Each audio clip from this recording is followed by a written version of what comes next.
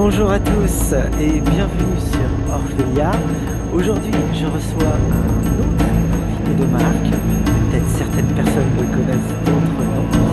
Je vous présente Pascal Petit. Bonjour Pascal, comment vas-tu? Bonjour Daniel, je vais très bien, je suis en ta compagnie, très heureux d'être avec toi, donc je vais très bien. Bah déjà, je te remercie infiniment d'être en présence en ma compagnie, hein, et de passer sur ma chaîne. Vraiment, c'est vraiment Je t'en prie. sympa. Bah, C'est vrai. oui. Hmm. Le plaisir est partagé, hein, de toute façon. Ouais.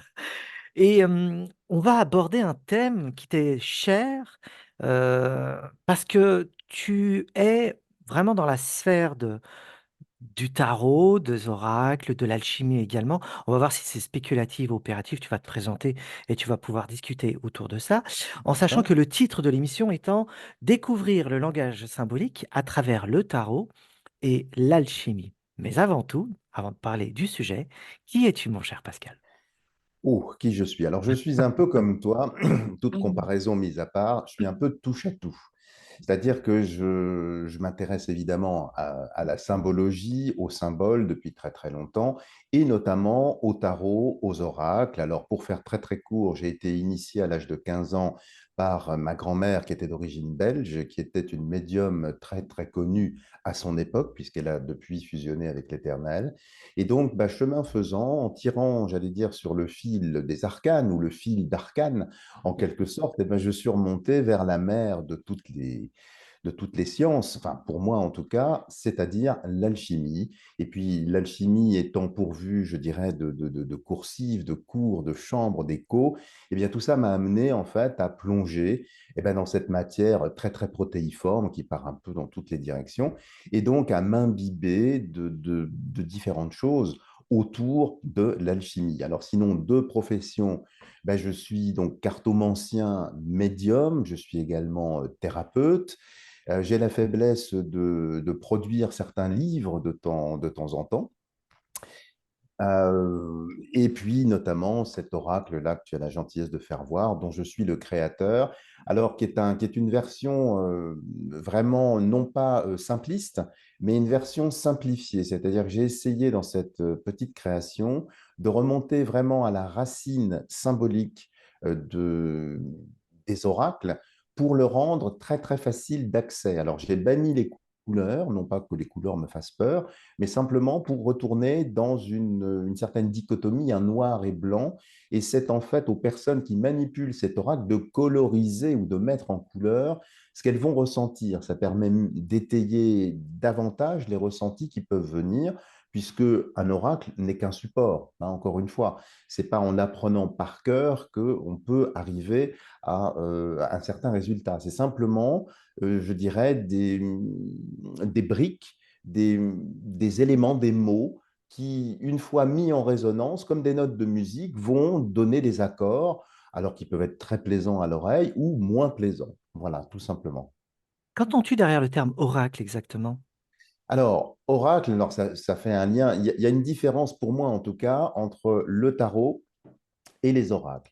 Les oracles, ça découle évidemment des oracles, hein, qui remontent évidemment à la Pythie de Delphes notamment, et puis les augures aussi. Les augures, tu sais que quand on construisait des temples il y a très longtemps, mais était très bien placé pour le savoir, eh bien on laissait s'envoler des oiseaux dans la direction du nord pour déterminer si l'orientation était convenable. Donc, en fonction du vol des oiseaux, eh bien, ça apportait à ce moment-là une indication sur la qualité, je dirais, du terrain, sur la qualité de... Voilà.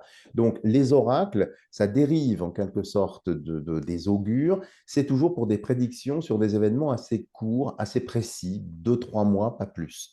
Tandis que le tarot, qui est polysémique, qui va bien au-delà, je dirais, de tout ça, n'a jamais été un jeu divinatoire.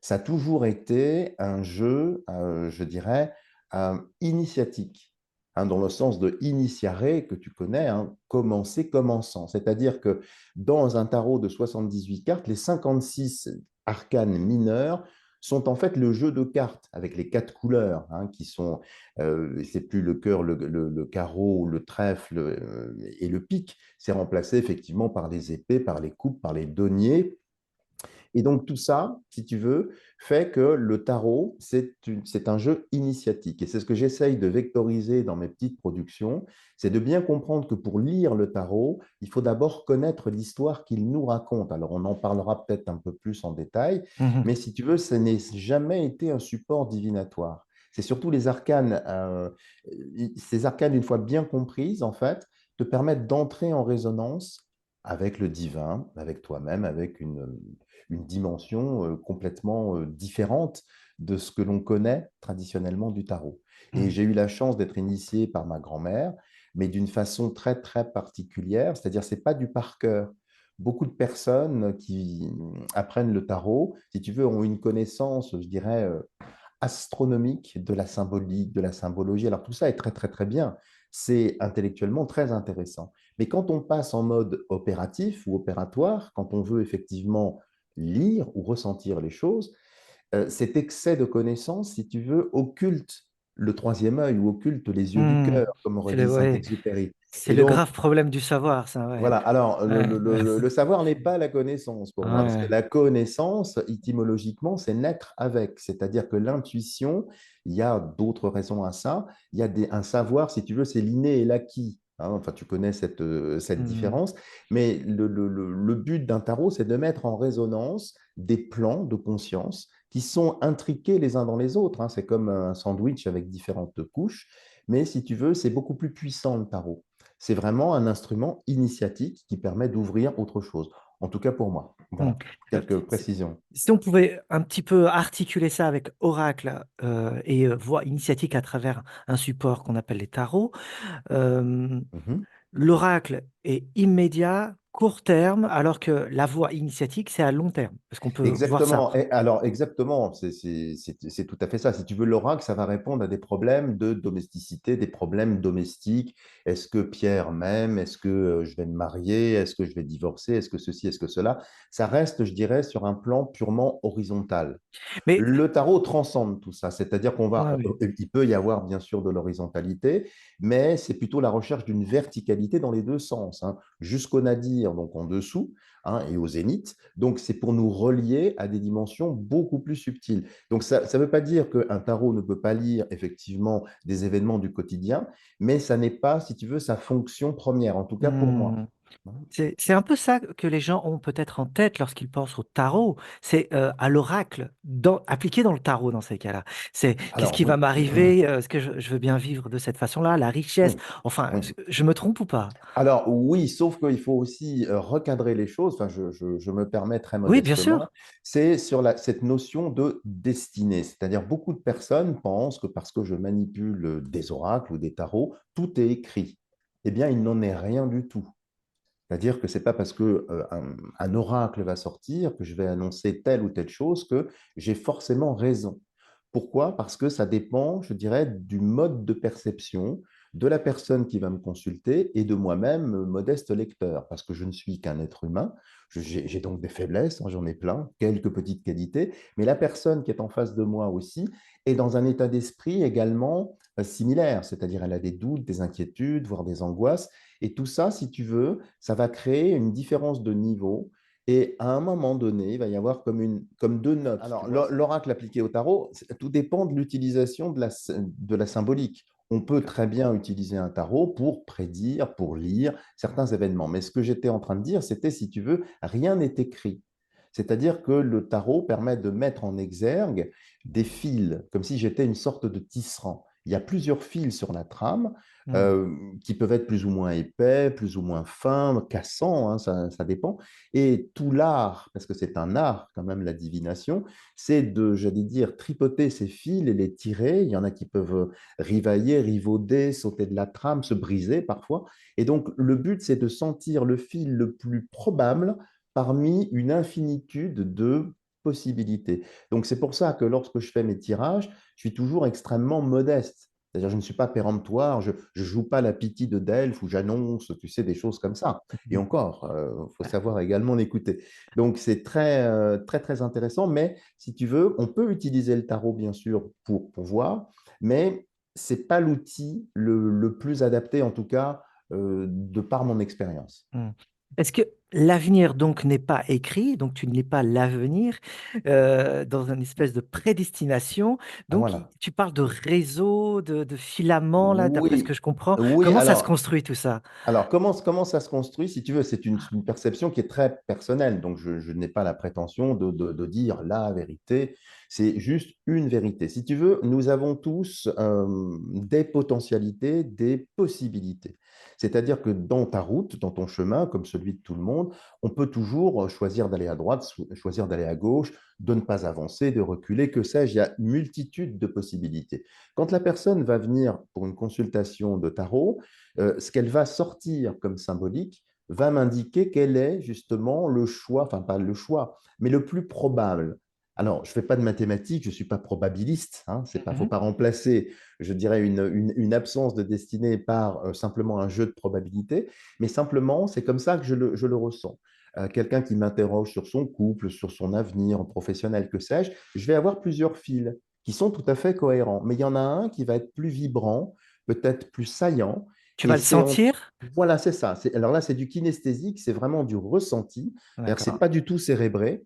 C'est comme, oui, c'est une intuition, appelons ça comme ça. Et c'est en tirant sur cette intuition que vont venir non seulement des images, mais d'autres choses. Maintenant, c'est une possibilité, la personne restant libre de ce que j'annonce. Si je dis attention Daniel, il ne faut pas aller à droite et que tu dis oui, mais il m'emmerde celui-là, j'ai quand même envie d'aller à gauche ou d'aller à droite, bon, tu as le droit de le faire. Tu vois ce que je veux dire? Donc c'est juste, Mhm. si tu veux, une indication de possibilité, mais ça n'est jamais absolu. C'est pour ça qu'il y a beaucoup de personnes qui redoutent le tarot, qui ont peur. Tu as vu, il y a, dans l'iconographie, il y a certains symboles qui peuvent faire peur. Je pense à Mhm. l'arcane sans nom notamment, à d'autres, à la Maison Dieu, l'Arcane 16, etc. Et donc tout ça, c'est très, très funeste. Mais pas du tout, il y a des degrés de lecture, et puis justement, il y a des liens très forts entre la symbolique du tarot et l'alchimie. Mais ça, c'est encore un autre degré de lecture. Donc ce Mhm. que j'aime bien dans le tarot, c'est que tout, si tu veux, est intriqué ensemble. Alors qu'est-ce qui va faire la différence sur une lame de tarot que tu vas sortir? Qu'est-ce que je vais y voir? Ben, ça dépend de ma sensibilité du moment, ça dépend de la tienne aussi, enfin si tu étais consultant ou une personne qui consultait. Et c'est, si tu veux, la rencontre, comme en musique, de deux notes, qui va délivrer soit un accord majeur, soit un accord mineur ou un accord de septième augmenté. Enfin, bon, on ne va pas faire de technique musicale, mais c'est un peu ça. Tu vois ce que je veux dire? C'est-à-dire, c'est Mhm. la même note, c'est le même. J'ai toujours un do sur mon clavier, par exemple, mais je peux effectivement l'agrémenter en relatif mineur, une tierce au-dessous, je peux l'augmenter, je peux même aller à l'octave, etc., etc. Mais ça reste toujours le même symbole. Donc, Mhm. ce qui va faire l'art du lecteur, c'est effectivement de prendre cette image, cette icône, si on peut dire, et qu'est-ce qu'il va percevoir dans cette icône. C'est, Mhm. c'est un petit peu ça. Mhm. Tu appliques donc tes facultés médiumniques qui se rendent Oui, visibles, oui, tangibles à travers la oui, kinesthésie. Ça oui. apparaît aussi en images, c'est bien ça? Alors moi, oui, non seulement en image, ça peut être des sons, ça peut être des odeurs. Alors moi, je suis un petit peu multitâche. Je ne décide pas de ça. Ça dépend de la rencontre, de la qualité de la rencontre. Il y a des personnes, je ne fais qu'entendre. Ouais. D'autres, c'est des visions. D'autres, c'est plutôt des odeurs. D'autres, c'est des sensations aussi, vraiment Mhm. sur le corps, notamment sur les problèmes de santé. Des fois, ça me gratte à droite, ça me gratte à gauche. Enfin, petits détails, mais qui vont me renseigner sur effectivement bah, peut-être la pathologie qui s'exprime chez la personne. C'est du ressenti. Donc en fait, le tarot, il faut surtout pas l'apprendre par cœur. Il faut simplement le mettre en résonance comme un clavier de piano. Mhm. Tu as beau apprendre toutes les gammes qui existent, hein, tu sais, la ronde des gammes, ok, tu vas savoir tout ça, mais c'est pas ça qui va te permettre de prendre du plaisir à jouer, c'est d'entrer en résonance avec tout ça. Donc il faut savoir dépasser le symbole, pas simplement rester les semelles collées au symbole et réciter pendant des heures. On pourrait écrire un livre minimum pour chacune des cartes. Qu'est-ce que ça apportera au final? Ça n'apportera rien. Si tu veux vraiment l'utiliser dans un but oraculaire et divinatoire, ça n'apporte strictement rien. Donc c'est là où le savoir est utile, bien sûr, hein, mais jusqu'à une certaine limite. Parce que le mental est très très fort, très très puissant. À ce moment-là, on parle de ressenti, on est dans le cœur. Je peux te parler pendant des heures, par exemple, du parfum d'une rose, tant que tu ne l'auras pas senti, même si tu vas la concevoir, tu vas modaliser en fonction de ton propre référent personnel, de ta vie, tu vas aller chercher, oui, je sais de quoi il me parle, je comprends, mais finalement, tu ne l'auras compris que lorsque tu auras senti toi-même cette rose. Et là, tu diras, ah, je comprends de quoi il parle. Tu vois ce que je veux dire? Je Alors qu'on comprends. Ouais. on sent la même rose, par Mm, exemple. mm, On- C'est la même chose quand on regarde un tableau, par exemple. On va regarder le même tableau tous les deux. Tu vas voir des choses que je ne vais pas voir, et réciproquement.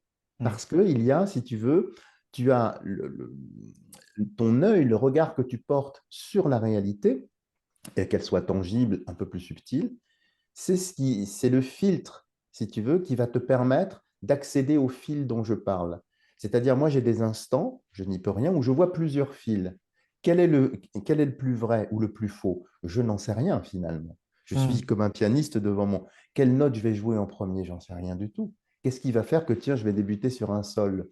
Peut-être parce que c'est le soleil, j'en sais rien. Je dis ça comme ça. Mais je n'en sais strictement rien.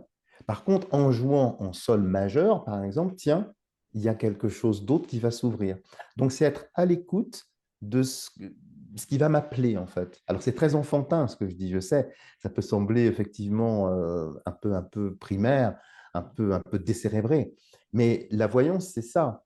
C'est pas autre chose. C'est simplement accueillir une palette de sensations et utiliser le tarot comme un instrument de musique et je vais percevoir en fonction de la personne, c'est variable. C'est-à-dire que c'est ce que j'avais constaté, un même tirage pour toi, pour une autre personne, une femme, n'importe qui, les mêmes cartes, je ne vais pas voir la même chose.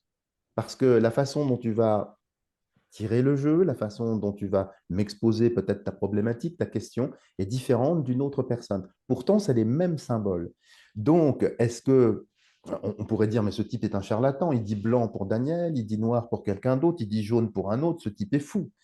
Sauf que, et c'est là où c'est très intéressant, le noir, le blanc, le jaune, dans mon exemple, ça parle aux personnes. Il dit, mais oui, ça correspond. Comment je le sais? Je ne peux absolument pas l'expliquer. Tu vois mm. ce que je veux te dire? Je comprends. Ouais. Donc, le mental est une très bonne chose, mais il faut savoir dépasser le symbole. Il faut savoir j'allais presque dire, le tuer pour entrer dans son esprit. Et là, c'est très, très alchimique. Il faut Mm, tuer le corps, il faut spiritualiser en quelque sorte le symbole. Le symbole, c'est une coquille, c'est une langue, c'est une vibration, c'est une note. Mais si on reste collé à la note, on devient un technicien.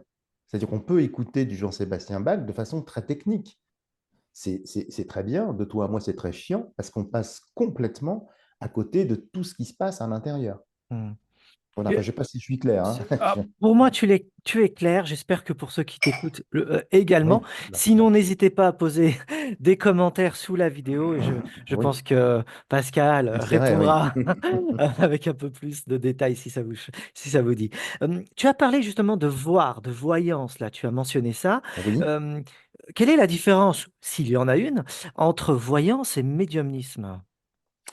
Alors, euh, c'est difficile de définir ça, parce que là, tu es en train, je ne te juge pas, mais tu es Mhm, en train de vouloir rationaliser mhm, quelque chose qui, pour moi, est tout à fait naturel.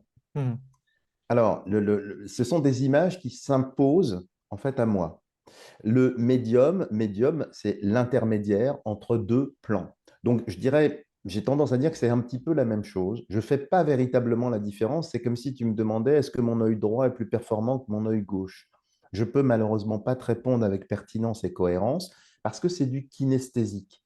Tu vois ce que je veux te dire? mhm, C'est-à-dire que là, si tu veux, la voyance, c'est un petit peu comme la vie ou un petit peu comme l'amour. Comme tu aimes quelqu'un, un homme, une femme, un enfant, n'importe qui, hein, si tu veux, tu auras beau analyser pourquoi tu aimes cette personne, pourquoi tu aimes cette œuvre d'art, finalement, ça ne sert à rien. Il n'y a pas de pourquoi. C'est quelque chose que l'on vit, c'est quelque chose que l'on ressent. Et donc, quand tu me demandes est-ce que c'est de la médiumnité ou est-ce que c'est de la voyance, je suis bien incapable de te répondre. C'est comme si tu mhm, me demandais si tu aimes ta femme, c'est pourquoi? C'est pour mhm, ceci, c'est pour cela. Bah, c'est un ensemble.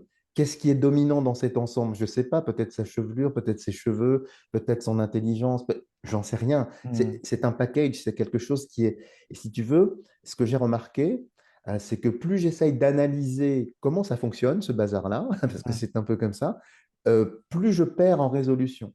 C'est-à-dire que je me laisse porter. Alors, c'est peut-être là où certaines mauvaises langues vont se dire, mais celui-là, il n'est pas bien, il se laisse emporter par tout un tas de choses. Mais c'est un petit peu ça. C'est se laisser, si tu veux, happer et je ne sais pas exactement comment ça fonctionne. Hmm. Si c'est de la voyance, de la Ouais, je médium. comprends, je comprends. La question n'a pas de sens, oui, je comprends Enfin, parfaitement. Mais je- c'est ce genre de question est importante pour ceux qui nous regardent justement, parce Oui, qu'ils sont à longueur de temps en train de lire ces termes-là, et oui, les clarifier permettent de mettre des mots à ce vécu absolument, intérieur, absolument, et tu absolument. permets, à travers ce discours-là, de clarifier des choses qui n'ont pas de sens ou qui ont du sens. C'est Ouais. ça qui est intéressant.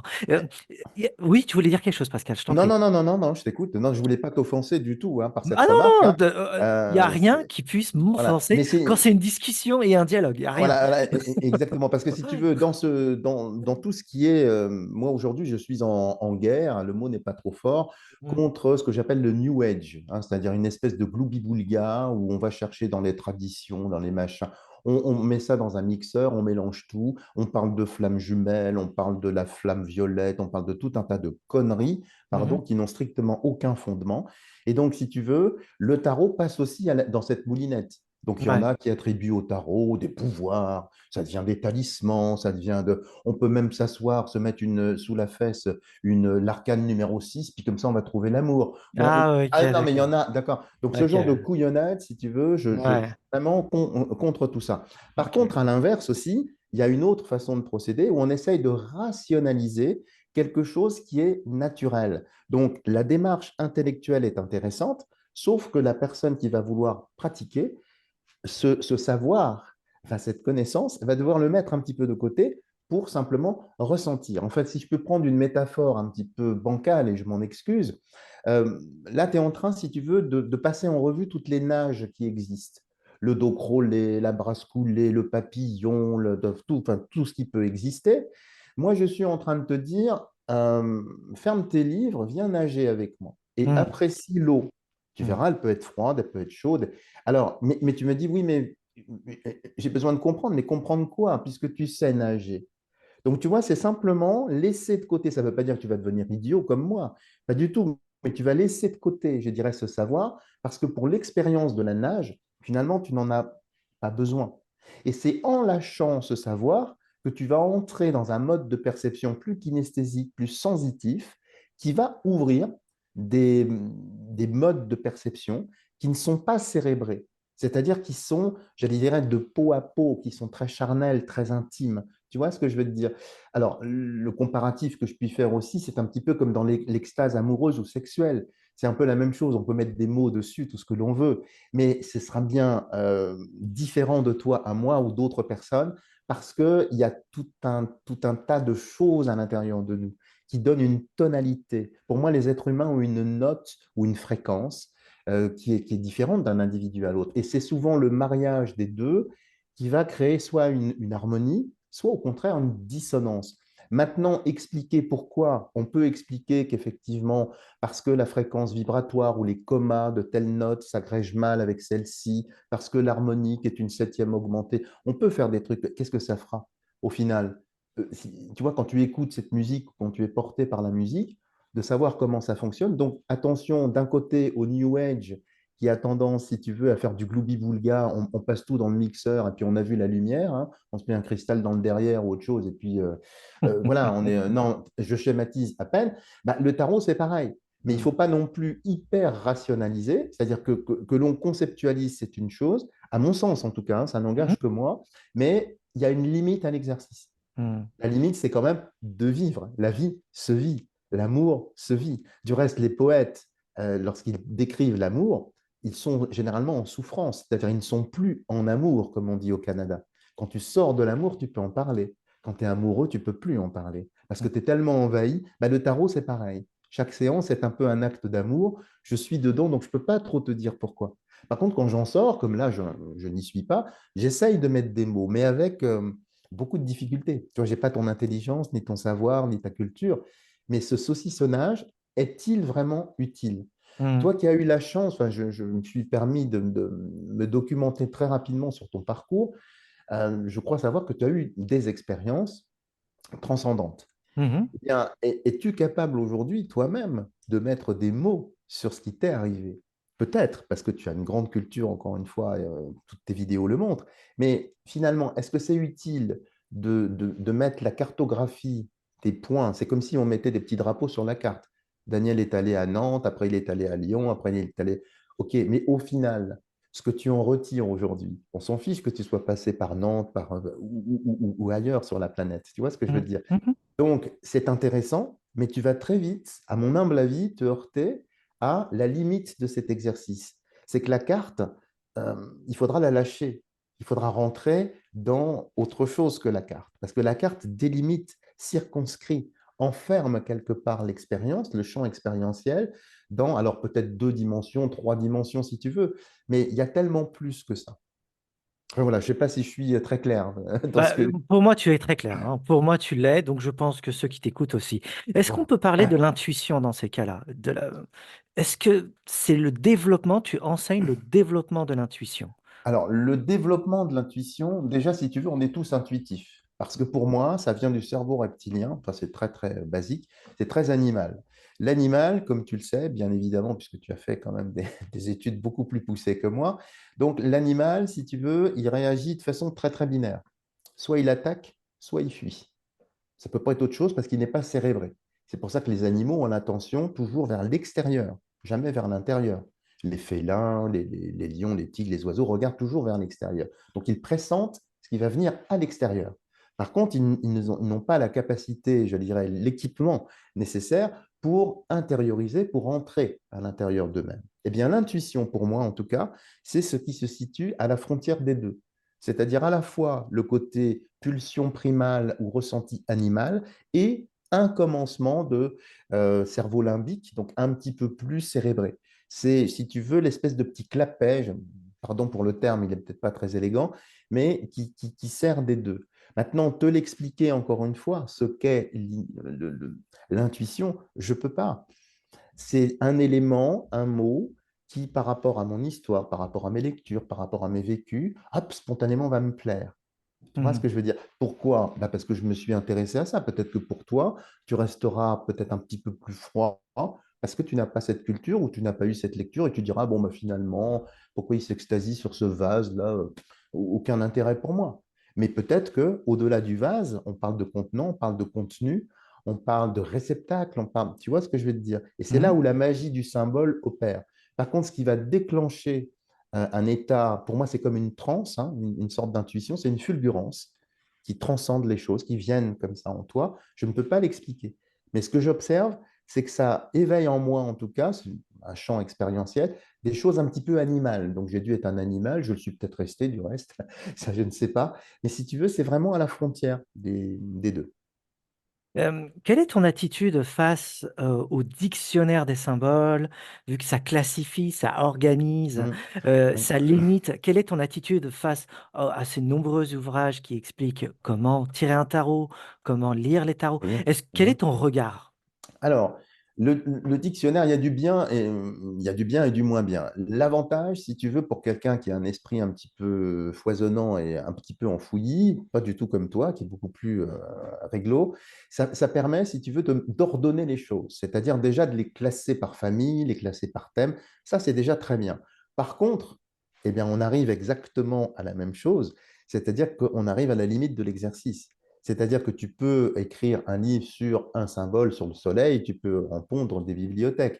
Est-ce que tu auras pour autant perçu l'intégralité de ce qu'il va vectoriser? Peut-être, peut-être pas. Moi, si je veux comprendre le soleil, je commence par me mettre en dessous. Enfin, c'est très animal, tu vois ce que je veux te dire. C'est-à-dire, avant Mhm. même de comprendre, oui, ça rattache au père, ça rattache aux valeurs masculines. Oui, oui, tout ça est vrai. Mais d'abord, je veux savoir ce que ça fait sur moi en tant que bonhomme. C'est-à-dire, je me mets sous le soleil. Alors, si j'y reste trop longtemps, évidemment, ça va brûler, je vais pas être bien. Ça peut aussi dessécher, donc j'ai déjà des sensations. Et tout symbole, c'est un petit peu la même chose. Si tu veux, il y a pas mal de symboles qui sont opératifs. Et alors là, je ne sais pas si on peut parler de ça. Il y a certaines, si tu veux, alors toi tu connais ça très très bien, certaines sociétés initiatiques antiques, anciennes, qui faisaient réfléchir leurs élèves, on va appeler ça comme ça, sur des formes géométriques. Je pense à Pythagore notamment. Mhm. Et ces formes géométriques, au-delà, je dirais, des rapports mathématiques qui existent dans les ioquadraèdres et les triangles ou toutes ces choses-là, si tu veux, ça vectorise aussi autre chose.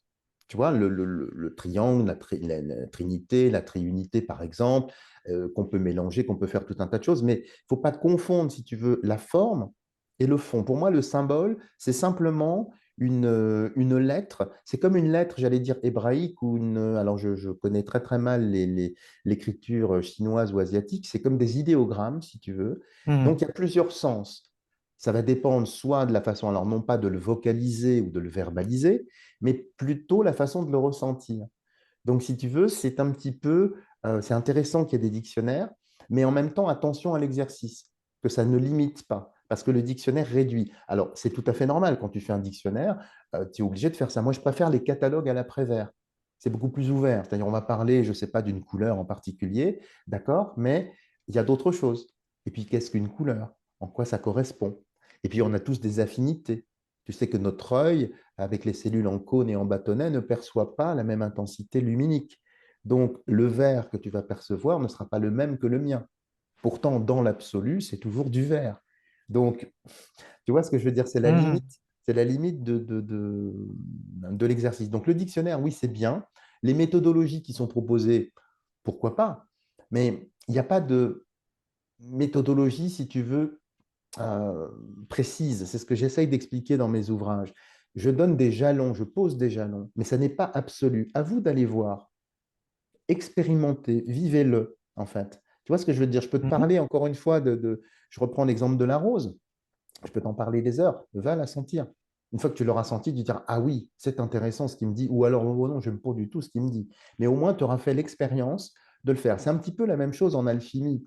Quand en alchimie, on est on bute parfois sur des textes, et Dieu sait que ça arrive assez souvent, il y a la possibilité de tester au laboratoire ce que l'on a compris. Et c'est le laboratoire, la nature elle-même, qui va valider ou invalider justement notre compréhension ou notre ressenti. Et c'est là où l'alchimie, si tu veux, à mon sens, est intéressante, c'est que on peut l'entendre de différentes façons, on peut le comprendre de différentes façons, on est bien d'accord avec ça. Mais ce qui va faire la véracité, le côté opératif, c'est ce que tu vas pouvoir vérifier physiquement ou sur d'autres plans au laboratoire. Mais ça Tu parles de reste laboratoire, c'est vraiment le laboratoire de la nature ou le laboratoire industriel que tu as? alors, il y a Fulcanelli qui dit une très très belle chose, du reste j'en parlerai dans mon prochain ouvrage, il appelle, dans les demeures philosophales, je crois que c'est au tome 2 de mémoire, il appelle ça le laboratoire légendaire. Et alors là, il te décrit par le menu, les cornus, enfin, tout ce qu'il faut, et il dit tout ça, c'est un foutoir, hein, tout ça, c'est une belle légende, continuez à investir là-dedans, vous n'avez rien compris. Et je suis assez d'accord avec lui, c'est-à-dire qu'un laboratoire, il faut un laboratoire, mais c'est quelque chose d'extrêmement, si tu veux, simple. Pourquoi? Parce qu'ils l'ont toujours dit, hein, tous les anciens l'ont toujours dit, c'est toujours peu coûteux, c'est un jeu d'enfant et c'est une affaire de femme. Donc c'est une sensibilité, un ressenti, c'est un jeu d'enfant, donc c'est simple, c'est facile. En fait, ils décrivent les mêmes choses en plusieurs fois. C'est les mêmes opérations. On sèche ou on imbibe, par exemple. Hein, c'est un petit peu la même chose. Ça se réitère. Mais il n'y a pas besoin d'un matos incroyable. Quand je vois certaines personnes qui, enfin, chacun fait ce qu'il veut, hein, mais qui triturent de l'antimoine à fond les ballons et puis qui exhibent justement sur Internet, regardez, j'ai mon régule de Martial étoilé, donc je suis sur la bonne voie, venez vers moi, je vais vous apprendre ce qu'est l'alchimie. Je me marre. Je me gausse quand on lit bien les textes, quand on les comprend bien, et surtout quand on valide au laboratoire le feu naturel. Il n'y a que le feu naturel, c'est-à-dire le feu du soleil, ou bien dans une partie plus végétale, plus acide ou salin, si on peut dire, puisque les sels sont très importants. Donc, c'est deux feux. Le sel, c'est un feu tiré des eaux. C'est quelque chose qui peut ronger également, qui peut altérer. C'est une forme de feu, mais de feu plus intime. Puis il y a un feu, le feu du soleil, effectivement, qui lui est un feu extérieur. Mais il y en a plein qui vont chercher tout un tas de choses, pourquoi pas, je Mhm. veux dire, hein. Mais si tu veux, c'est pour ça que le laboratoire, quand j'en vois sur Internet, alors il y a des sites très très intéressants, il y a des gens très très intéressants qui ont travaillé sur différentes voies. Personnellement, enfin, ça ne correspond pas à ce que j'ai découvert. Alors, Parce que qu'est-ce que si c'est tu que la veux, chimie pour toi alors? alors, l'alchimie, c'est toujours effectivement de la transmutation, Mais on commence par soi et on travaille à l'extérieur. C'est-à-dire qu'une fois qu'on s'est transmuté ou qu'on est en voie transmutatoire soi-même, si tu veux, par imitation, par sympathie, c'est comme deux violons, pardon. Je vais prendre une image un peu stupide. Oui, je ne suis Non, pas, vas-y, vas-y, vas-y, vas-y. je suis pas intelligent pour toi. Tu sais, la résonance sympathique. Ouais, ouais, ouais. C'est-à-dire, hein, tu sais, quand on accorde le premier violon dans un orchestre, eh bien, le violon, le second violon, par résonance sympathique, va s'accorder sur le la, sans que le violoniste frotte l'archet. C'est simplement par résonance sympathique. Du reste, dans le violon, il y a deux couches de bois avec une petite pièce qu'on appelle l'âme. C'est amusant. Donc, c'est l'âme, en fait, hein, qui va vibrer ici. Eh bien, c'est un petit peu la même chose. Si tu veux, tu entres en sympathie, en syntonie avec ta matière, mais parce que tu es particulièrement sensible ou en voie de transformation, eh bien, cette matière va résonner avec cette possibilité. Et c'est là que va s'opérer. Alors, ce n'est pas magique, ce n'est pas de l'esprit magique, hein. Je ne vais pas Hmm. parler d'incantation. Tout ça est très naturel. Il y a des processus naturels de la vie qui engendrent la vie. C'est tout à fait naturel. Il suffit d'observer, il suffit de regarder la nature, regarder les fleurs, regarder les plantes, regarder comment tout ça fonctionne. Tout ça est très naturel, y compris dans notre corps. Dans notre corps, nous avons des acides naturels. La digestion, qu'est-ce que c'est? C'est de la transmutation. On transforme une banane en énergie. Tu manges une banane, tu la transformes en énergie. Bon. Les poules, par exemple, qui mangent du mica, qui mangent des graines, eh bien, vont transmuter ça dans leur appareil digestif en silicate de calcium pour faire des œufs. C'est naturel, ça. Est-ce qu'il y a besoin de laboratoire pour que la poule fasse son œuf? C'est le fameux débat qui de la poule a fait l'œuf. Hmm. Je déconne, mais c'est un peu ça. Donc, c'est-à-dire que naturellement, ces gallinacés disposent d'acides, de choses comme ça, qui permettent de transmuter une matière en une autre. Mais nous, c'est pareil, on transmute donc de la matière solide et liquide en énergie. Comment est-ce possible? C'est miraculeux. Donc, si c'est possible à l'intérieur de nous, à l'intérieur des animaux, mais aussi à l'extérieur, qu'est-ce que c'est que la photosynthèse? Ben, c'est la même chose.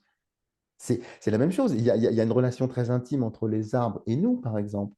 C'est-à-dire quand tu inspires de l'oxygène qui provient des arbres, le dioxyde de carbone que tu évacues vont être attrapés par les arbres, grâce à la lumière du soleil, va se transmuter en oxygène. Il y a donc un va-et-vient entre l'arbre et nous, et c'est pas pour rien si dans nos poumons, ce sont des arbres. C'est pas pour rien si le pancréas est une petite feuille. Donc, on a tous les éléments à l'intérieur de nous. Donc, qu'est-ce que c'est que l'alchimie? C'est faire vibrer tous ces symboles qui sont à l'intérieur de nous avec Dame Nature à l'extérieur pour permettre effectivement un certain rapprochement. Alors, beaucoup focalisent effectivement sur la pierre, la fameuse pierre transmutatoire, mais il y a la médecine universelle aussi, qui est très importante. Il y a des travaux très, très intéressants, notamment sur les sels. Euh, enfin bon, je ne peux pas trop parler de choses comme ça parce que ça peut voilà, embêter certaines personnes. Mais si tu veux, l'alchimie, c'est ça, c'est transmuter, mais remonter vers la lumière. C'est-à-dire qu'au départ, pour moi en tout cas, euh, nous avons tous une étincelle divine, j'appelle ça une étincelle divine, une petite lumière, hein, Hmm. qui est tombée au fond de nous-mêmes. Et soit cette petite lumière, on va en faire un brasier, on va en faire un feu pour remonter vers la source initiale qui nous a déposé ici, soit effectivement, eh bien, elle va s'éteindre. On va souffler la bougie parce qu'on va être pris par des préoccupations tout à fait ordinaires. Et là, il n'y a plus de connexion. On est simplement, je dirais, dans le faire, dans l'action. On n'est pas du tout dans l'être. Donc, l'alchimie, c'est faire remonter le feu d'en bas vers le feu d'en haut. Du reste, c'est exactement comme ça que parlent les maîtres. C'est exactement ça. Et comment tu appliques ça avec les tarots? Alors, les tarots, c'est un vecteur d'alchimie. Il y a plusieurs vecteurs des processus alchimiques, hein. Je ne t'apprends rien compte tenu des ouvrages que tu as écrits sur l'alchimie arabe, tu en connais beaucoup plus. Moi, je connais moins à ce côté-là. Mais il y a eu les contes, par exemple, les contes de fées, Blanche-Neige et les Sept Nains, le Chaperon Rouge, Peter Pan. Enfin, dans ces contes-là, bien lus et bien compris, il y a des modes opératoires. Et dans le tarot, dans ces lames, eh bien, c'est effectivement des renseignements sur comment procéder. Mais c'est pour ça que j'en reviens à ce que je disais tout à l'heure, ça n'a jamais été un jeu divinatoire. Par la Hmm. force des choses, on l'utilise, on l'a travesti, on a pris ça, on s'est dit, tiens, allez hop, on va mettre une estampille divinatoire comme ça fait genre, c'est New Age, c'est super. Mais dans l'absolu, ceux qui savent très bien que tout ça sont des oripeaux dont il faut enlever pour entrer dans la substantifique moelle véritable. Et là, le tarot, c'est un vecteur du magistère, tout simplement. Seulement, pourquoi un jeu? Ben, un jeu, hein, ça revient vers soi par assonance, mais aussi parce que l'Église a combattu l'alchimie. Et la meilleure façon de cacher quelque chose, c'est de le mettre dans un jeu, parce qu'on retrouve l'enfance. Un jeu, c'est les enfants. On peut s'amuser avec des cartes, ou Hmm. s'user l'âme. S'amuser ou s'user l'âme, hein, c'est un peu la même chose, mais vu à l'envers. Je dis ça, c'est pas innocent, puisque ce sont des lames de tarot. L'âme, âme, enfin tout ça est sans doute un hasard, hein, bien sûr, qui fait bien les choses parfois, puisque c'est Dieu qui refuse de signer de son nom. Enfin, je mélange tout, tu vois ce que je veux dire. Mais tout ça pour te dire que c'est exactement ça. Donc, toute la méthodologie, elle est dans le tarot, mais par des symboles.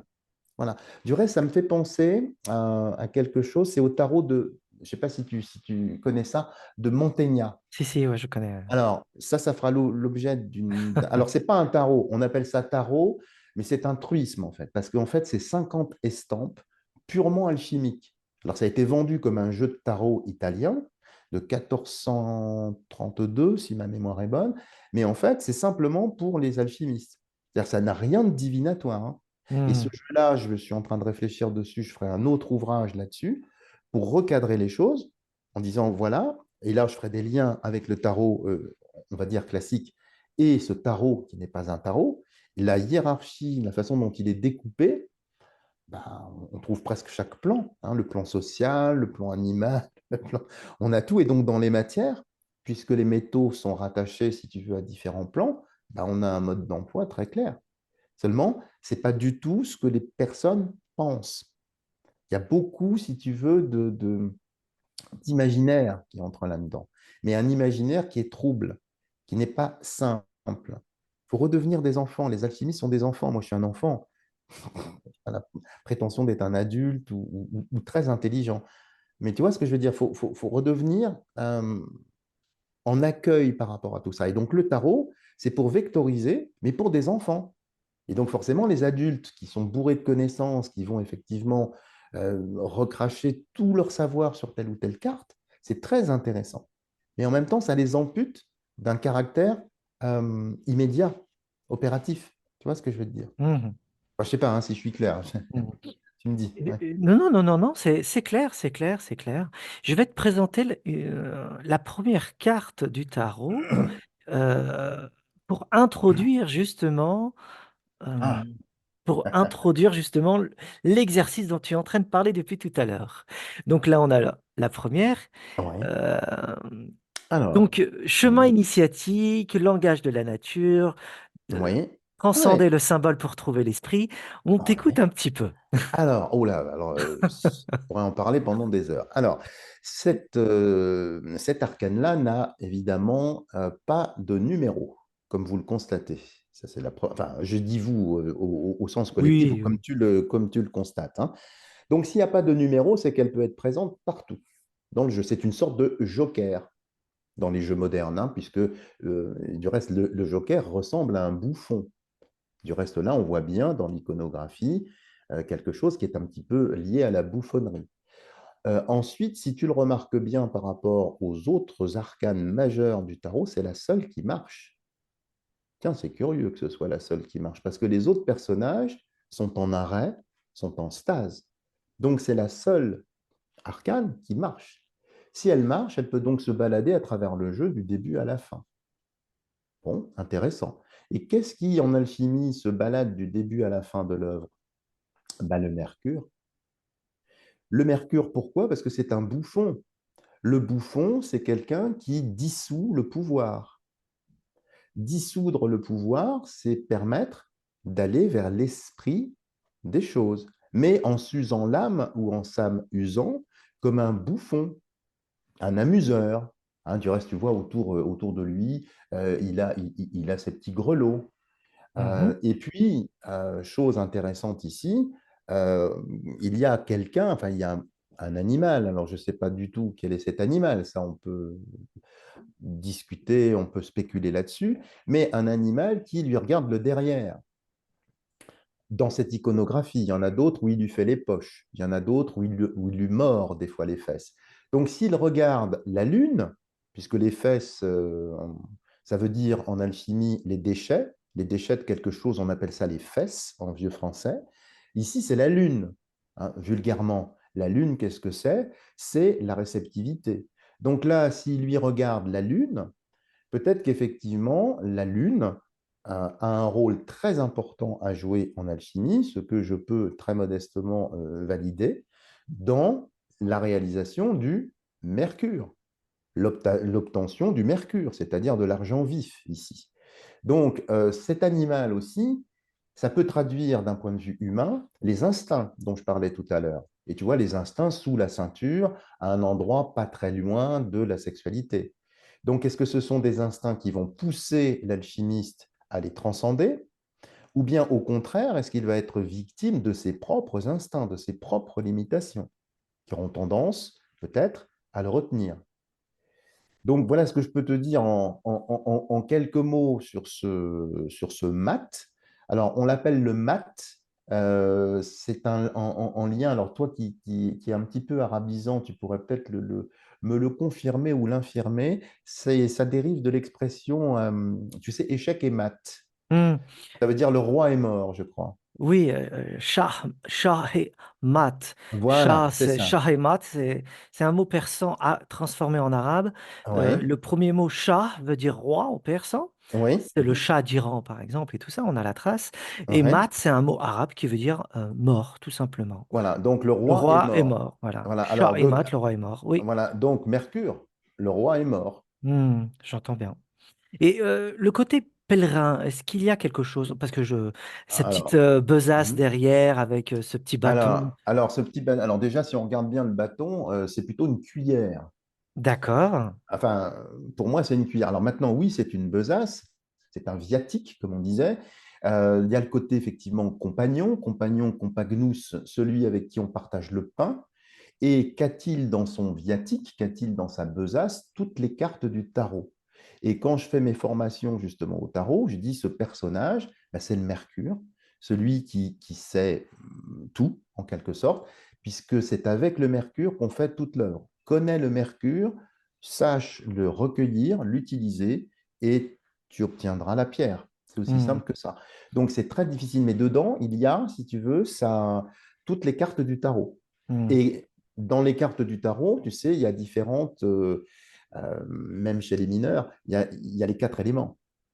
D'accord. Les Ok. piques, les cœurs, les carreaux, les trèfles dans le jeu moderne, et Ouais. donc les épées, les deniers, les coupes et les bâtons, qui Hmm, correspondent aux éléments. Seulement là, c'est un petit peu plus subtil, c'est pour montrer en fait que c'est au cœur même des quatre éléments qu'on va obtenir eh bien, la synthèse, la cinquième essence, la quinte essence, ou l'essence du cinq, c'est-à-dire au-delà des cinq sens humains, percevoir quelque chose qui est transcendant.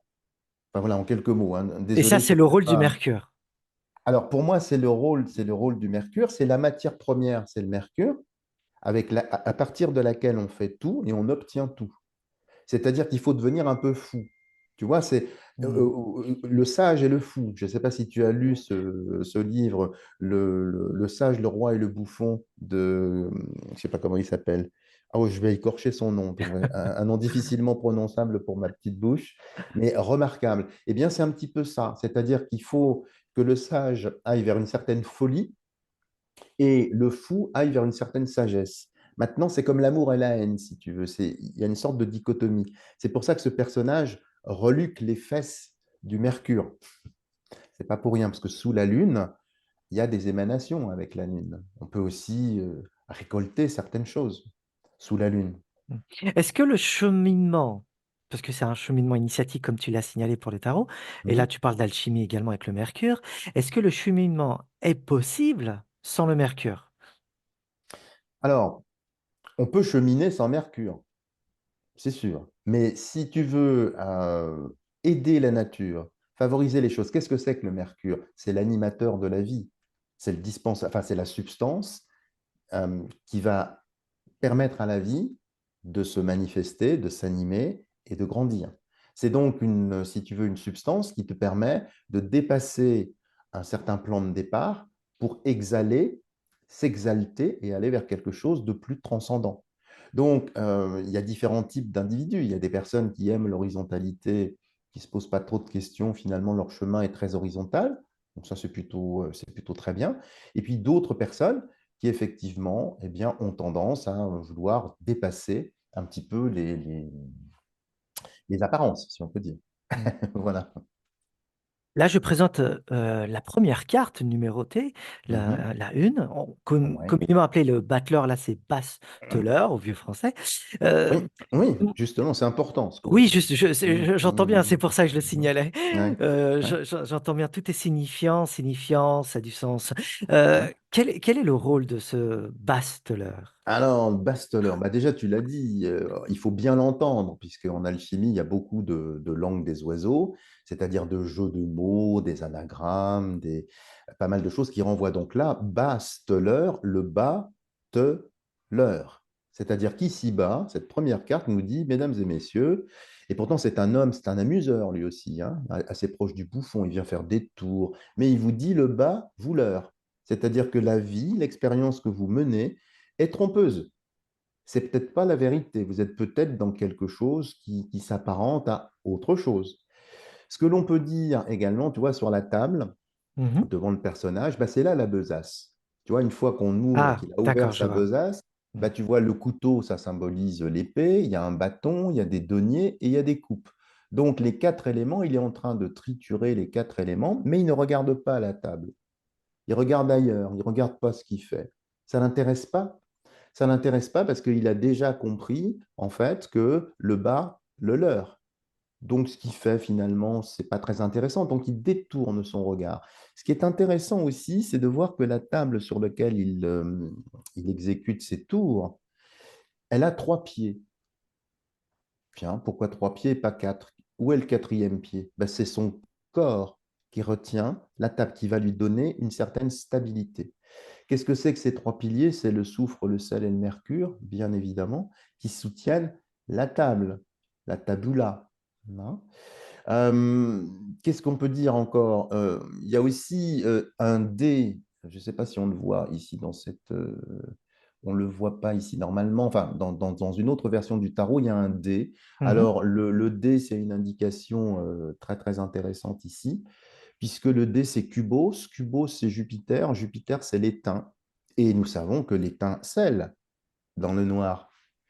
Donc, c'est intéressant aussi de le voir Mm. comme ça. Mhm. Tout ça pour te dire que qu'est-ce que, alchimiquement, ça peut nous indiquer ici? Eh bien, la posture du personnage rappelle vraiment la gravure de Basile Valentin.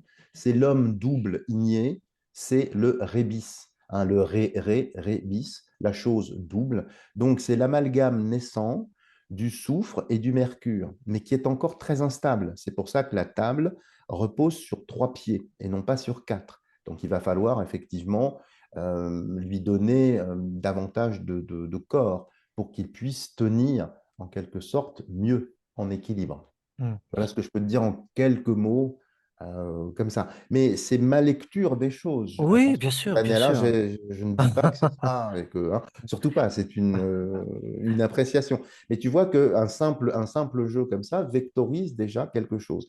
Donc, dans la partie initiatique du tarot, qu'est-ce que nous racontent les 22, 21 plus 0, enfin 22? Eh bien, c'est le voyage de l'âme.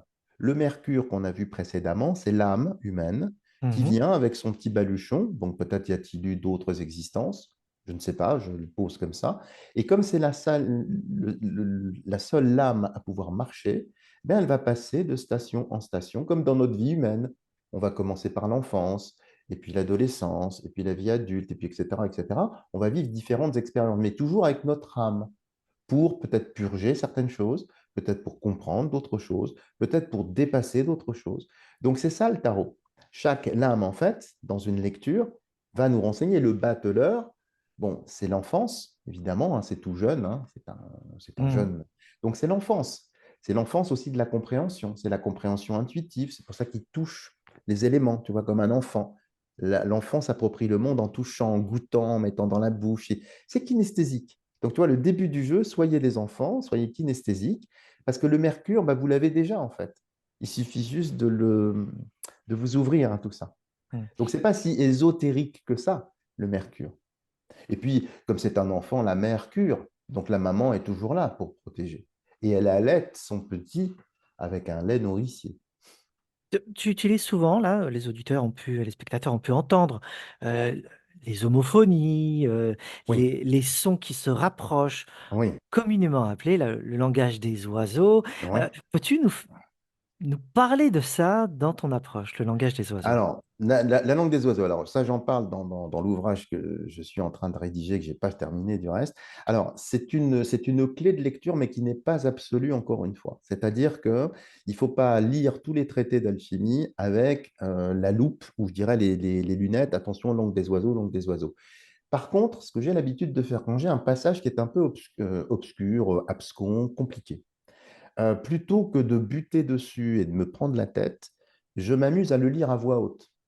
Et quand je le lis à voix haute, bingo, il arrive quelque chose. Comme ça que je suis tombé sur un truc assez étonnant qui m'a vraiment fait rire.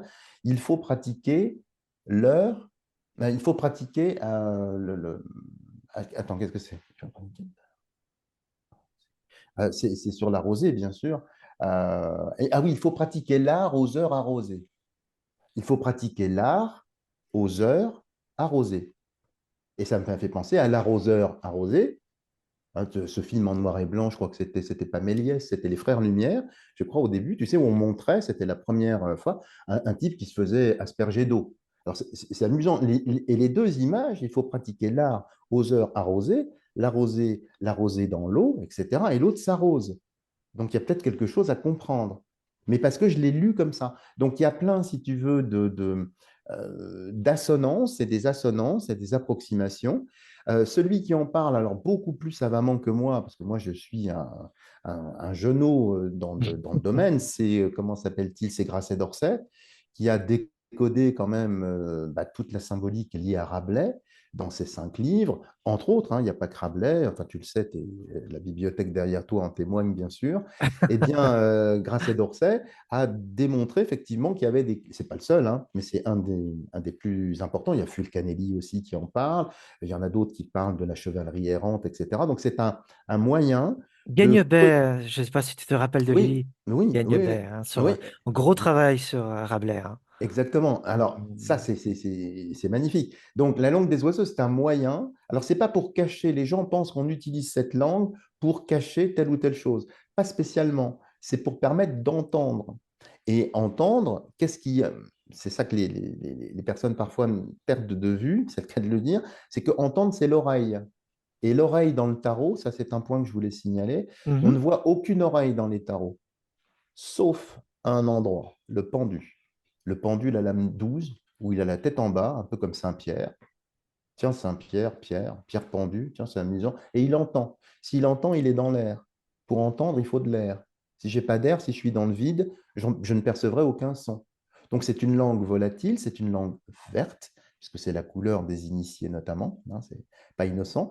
Et donc, elle est à entendre. Mais je ne sais pas comment te le dire. Il faut vraiment laisser venir, encore une fois. Tu vois ce que C'est je veux toujours de dire? l'intériorité, comme tu le signalais depuis tout Oui, à c'est l'heure. ça, c'est C'est ça. ça. On nous demande, à travers cette langue et Oui, les images qui se présentent à nous, voilà, exactement. le monde des sens, en fin de compte, Ah oui, c'est ça. comme étant porteur de quelque chose de beaucoup plus subtil, volatile comme tu le signales, Voilà, c'est ça. et Ouais, ouais. qui est plus dans l'intuition. Bon, je formule, Oui, c'est mais ça, c'est ça, c'est ça c'est exactement. ça. Mais si Ouais. tu veux, le but, c'est très rabelaisien, Mm. l'alchimie, hein, du reste, le 5e livre, on peut pas dire que Ah, c'est c'est que sûr de que Rabelais, l'alchimie, avec excellent, quoi. La dive bouteille, avec la dive bouteille, c'est bon, certain, là, et hein. puis l'abbaye de Thélème, bon, enfin, Oui, tout ça, ouais, bon. repris plus Donc, tard par des voilà, Voilà, exactement. Et Mm. puis, il y a aussi le songe de Polyphile. Ah oui, oh.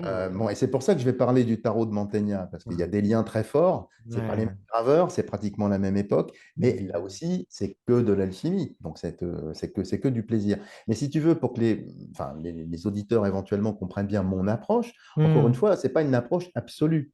Il y a des personnes qui m'ont demandé des cours d'alchimie. Alors ça, je ne peux pas donner de cours d'alchimie. C'est pas que Mm. je me refuse, c'est pas que je suis avare des petites connaissances dont je dispose, c'est que c'est un état d'esprit, c'est quelque chose à acquérir. Je ne peux pas donner de méthodologie, il n'y a pas de méthodologie. C'est comme si tu me demandais comment tu fais pour aimer une femme. Bah, je suis bien embêté pour te répondre. Je peux te répondre d'un point de vue biologique, d'un point de vue physiologique, sexuel si tu veux, mais je ne peux pas répondre à ça. Comment fait-on pour entrer dans la nature? Comment fait-on pour comprendre? Bah, c'est simplement avoir une sensibilité, mais cultiver un mode de perception qui n'est pas mental. Parce que nous sommes, bah, du reste, allez, je vais glisser quelque chose. Mental, métal, c'est presque la même chose à l'oreille. Qu'est-ce qui fait la différence? C'est un N. Et c'est vrai que quand on a de la haine pour le mental, peut-être qu'on peut trouver quelque chose qui brille dans un métal. Par exemple, je dis ça comme ça, sans doute un hasard. Donc, quand on parle de détruire les métaux, c'est aussi détruire le mental.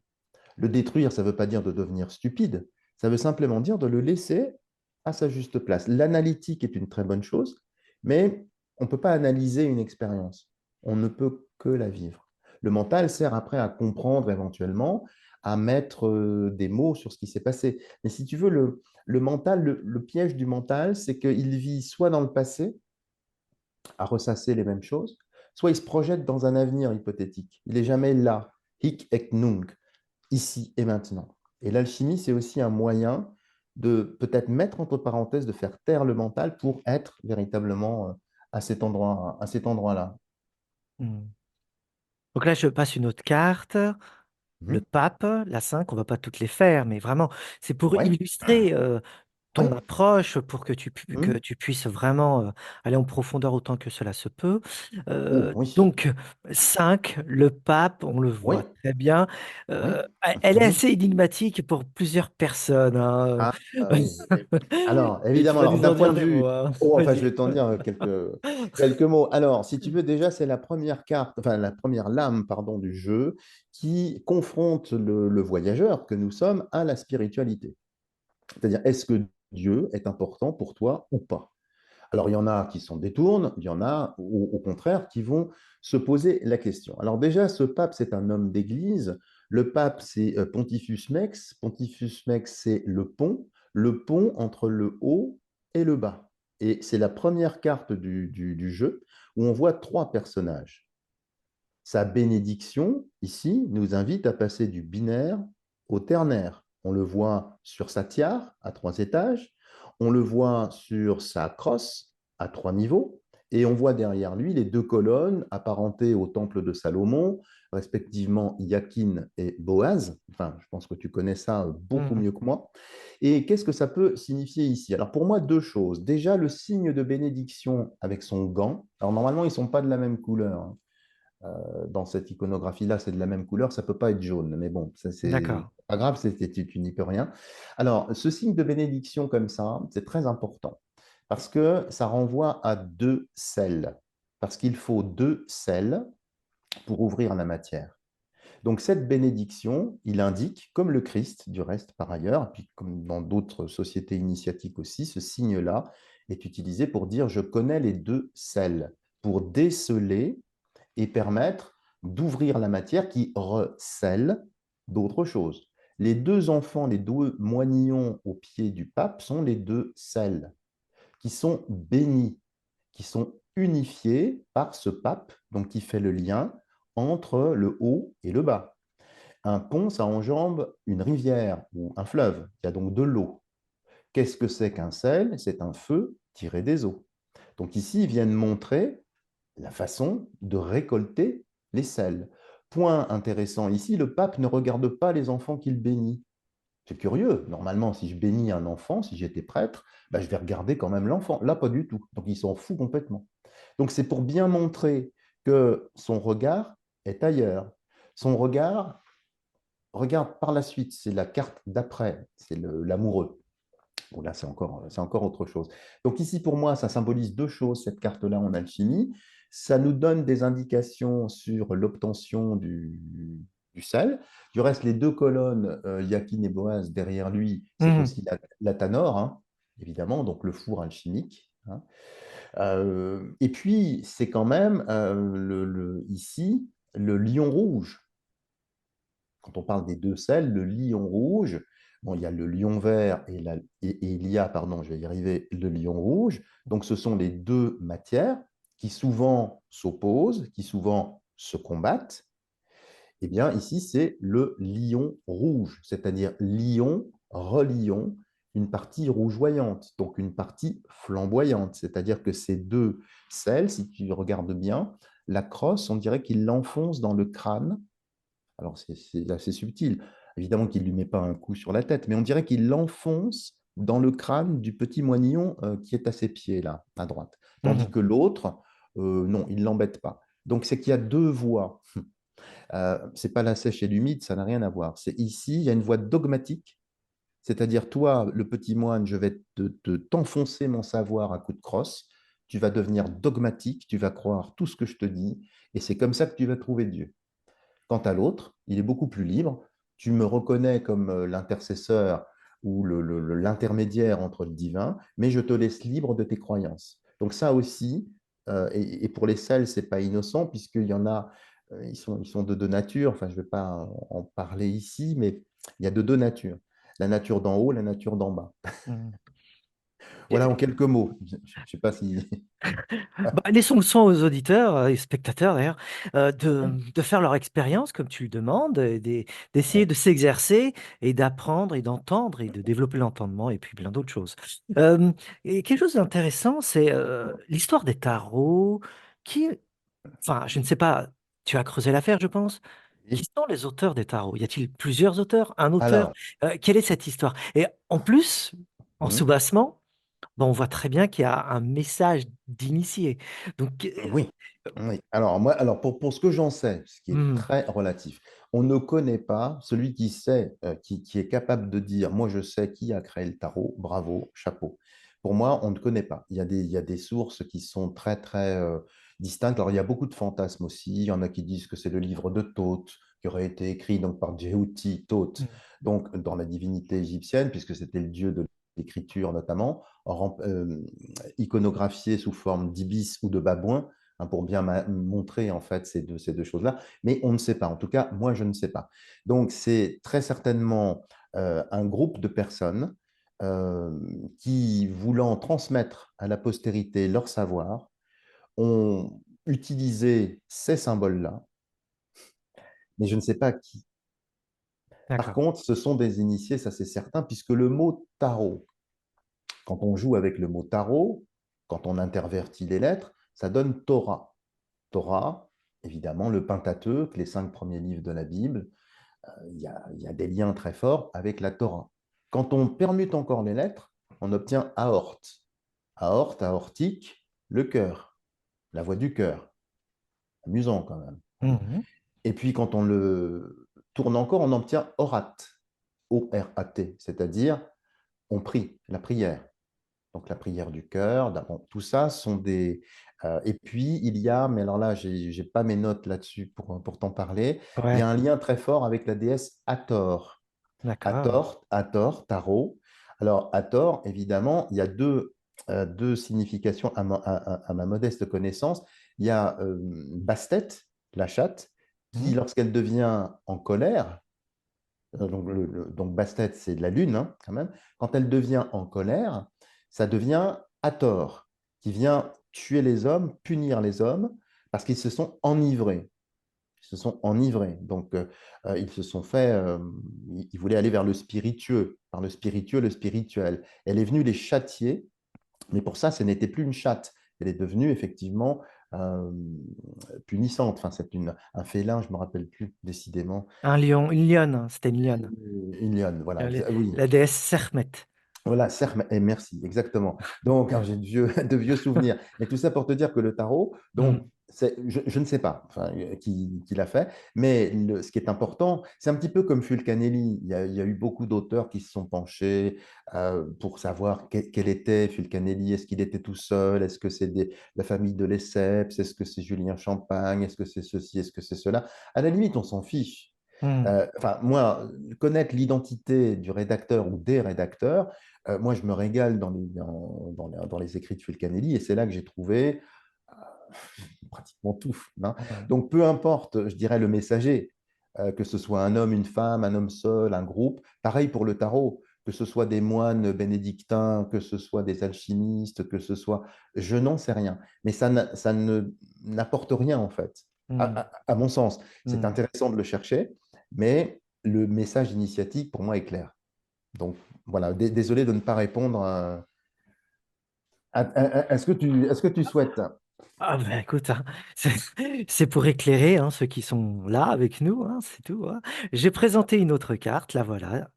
Le chariot. Alors une carte assez connue, tout le monde en parle Ouais, énormément de celle-ci. Hein. Je te oui. laisse parler. Alors, oh là, alors il y a beaucoup de choses à dire ici. Alors, déjà, sur l'écusson, entre les chevaux, il y a la lettre S et M. Mhm. Il va nous donner la réponse, c'est soufre et mercure, mais qui sont cette fois-ci animés.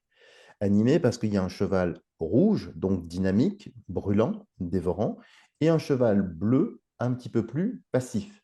Donc le mercure est plus passif, le soufre est plus agressif, hein, puisque si on descend le S sur celui, le rouge, et l'autre sur la partie bleue. Quant au personnage ici, alors évidemment c'est un chariot, alors, je ne vais pas me lancer dans une explication des chariots, des chars. Il suffit de lire la Bible et puis de s'intéresser à tous les personnages mythiques, mythologiques qui ont eu des chars, des chariots. Je n'ai pas tout ça en tête pour vous en parler parce que ce n'est pas vraiment ce qui est intéressant ici. Ce que je voudrais vous faire remarquer, c'est que le personnage ici a sur ses épaules deux masques. Jean qui rit et Jean qui pleure. Ça rappelle le dieu Janus, le dieu des portes, porte d'été, porte d'hiver. Donc les deux solstices qui sont très importants en alchimie, justement pour confectionner qui le soufre, qui le mercure. Et puis derrière le personnage, il y a quatre petites colonnettes, mais qui ont des couleurs justement qui s'apparentent au soufre et au mercure. Rouge et bleu, bleu et rouge. Donc, c'est-à-dire qu'il va falloir tempérer les ardeurs du soufre pour obtenir le mercure et renforcer le mercure avec la partie noble du soufre pour lui donner un équilibre. Autre chose, on peut diviser la carte à l'horizontale par deux. Il y a en quelque sorte comme deux carrés. Un carré matériel, donc quatre éléments matériels, et puis quatre éléments un petit peu plus spirituels. Alors, je ne sais pas si c'est très clair ce que je vais annoncer ici, mais c'est en haut la partie spirituelle, c'est-à-dire le travail alchimiste spirituel sur une matière qui aura été dominante en dessous. Alors, pardon, hein, ça va sembler très ésotérique, mais c'est un petit peu ça. Au-dessus du chariot, normalement, on le voit un peu plus dessiné, il y a 12 étoiles. Il y a la voûte étoilée qui rappelle la déesse Nout, hein, qui se courbe comme ça sur la terre, pour bien comprendre. Alors, les 12 étoiles, évidemment, ça pointe vers une constellation. Mhm. Une constellation que dans le temps, on appelait la Poussinière. Poussinière qui fera un lien avec Nicolas Poussin. Mhm. Mais n'allons pas trop vite pour en parler. Parce que, bon, tout ça pour te dire qu'il y a aussi une anomalie dans cette carte. C'est que Mhm. je ne sais pas ce que tu en penses, hein, Ouais. mais on dirait que le personnage, il n'est pas tellement équipé pour conduire son chariot, hein. Ah bah, il lui manque tout. Il manque tout. Les rênes et tout, bien sûr. Voilà. Alors, donc, ça veut dire qu'ici, pour l'alchimiste, se pose aussi un problème. Attention dans la conduite du magistère, qui ne soit pas emballé ou qui ne se laisse pas trop entraîner par ses matières ou par l'évolution de Mhm. ses matières. Mhm. C'est-à-dire qu'il ne faut pas qu'il se laisse entraîner par les matières. Il faut quand même qu'il reste un petit peu, qu'il soit gardien un petit peu des choses. Or là, ici, c'est une indication, attention, c'est pas parce que tu as bien identifié les matières, que tu commences à bien les décanter et à les faire interagir les unes avec les autres, que tu ne peux pas voir ton chariot donc se renverser. Donc ton bocal, par exemple, se renverser ou ton vaisseau. se renverser. Et puis, pour ceux qui s'intéressent à l'alchimie interne, on voit ici que le personnage n'est plus sexué. Euh, Comme il est coupé en deux, on ne voit pas les attributs, pardon, sexuels. Donc les pulsions sexuelles, les pulsions primales, les pulsions animales fondamentales ne sont plus symbolisées que par les chevaux ici. Et le cheval, on parle aussi en alchimie de langue du cheval. Il y a la langue des oiseaux, mais il y a la langue du cheval, qui est un synonyme, en fait, hein. Hmm, hmm, Et il faut cheval lié. Il oui. faut donc lier quelque chose. Ces instincts, il faut savoir les lier sur la matière pour lui permettre d'avancer. Alors, je ne sais pas si je suis clair, mais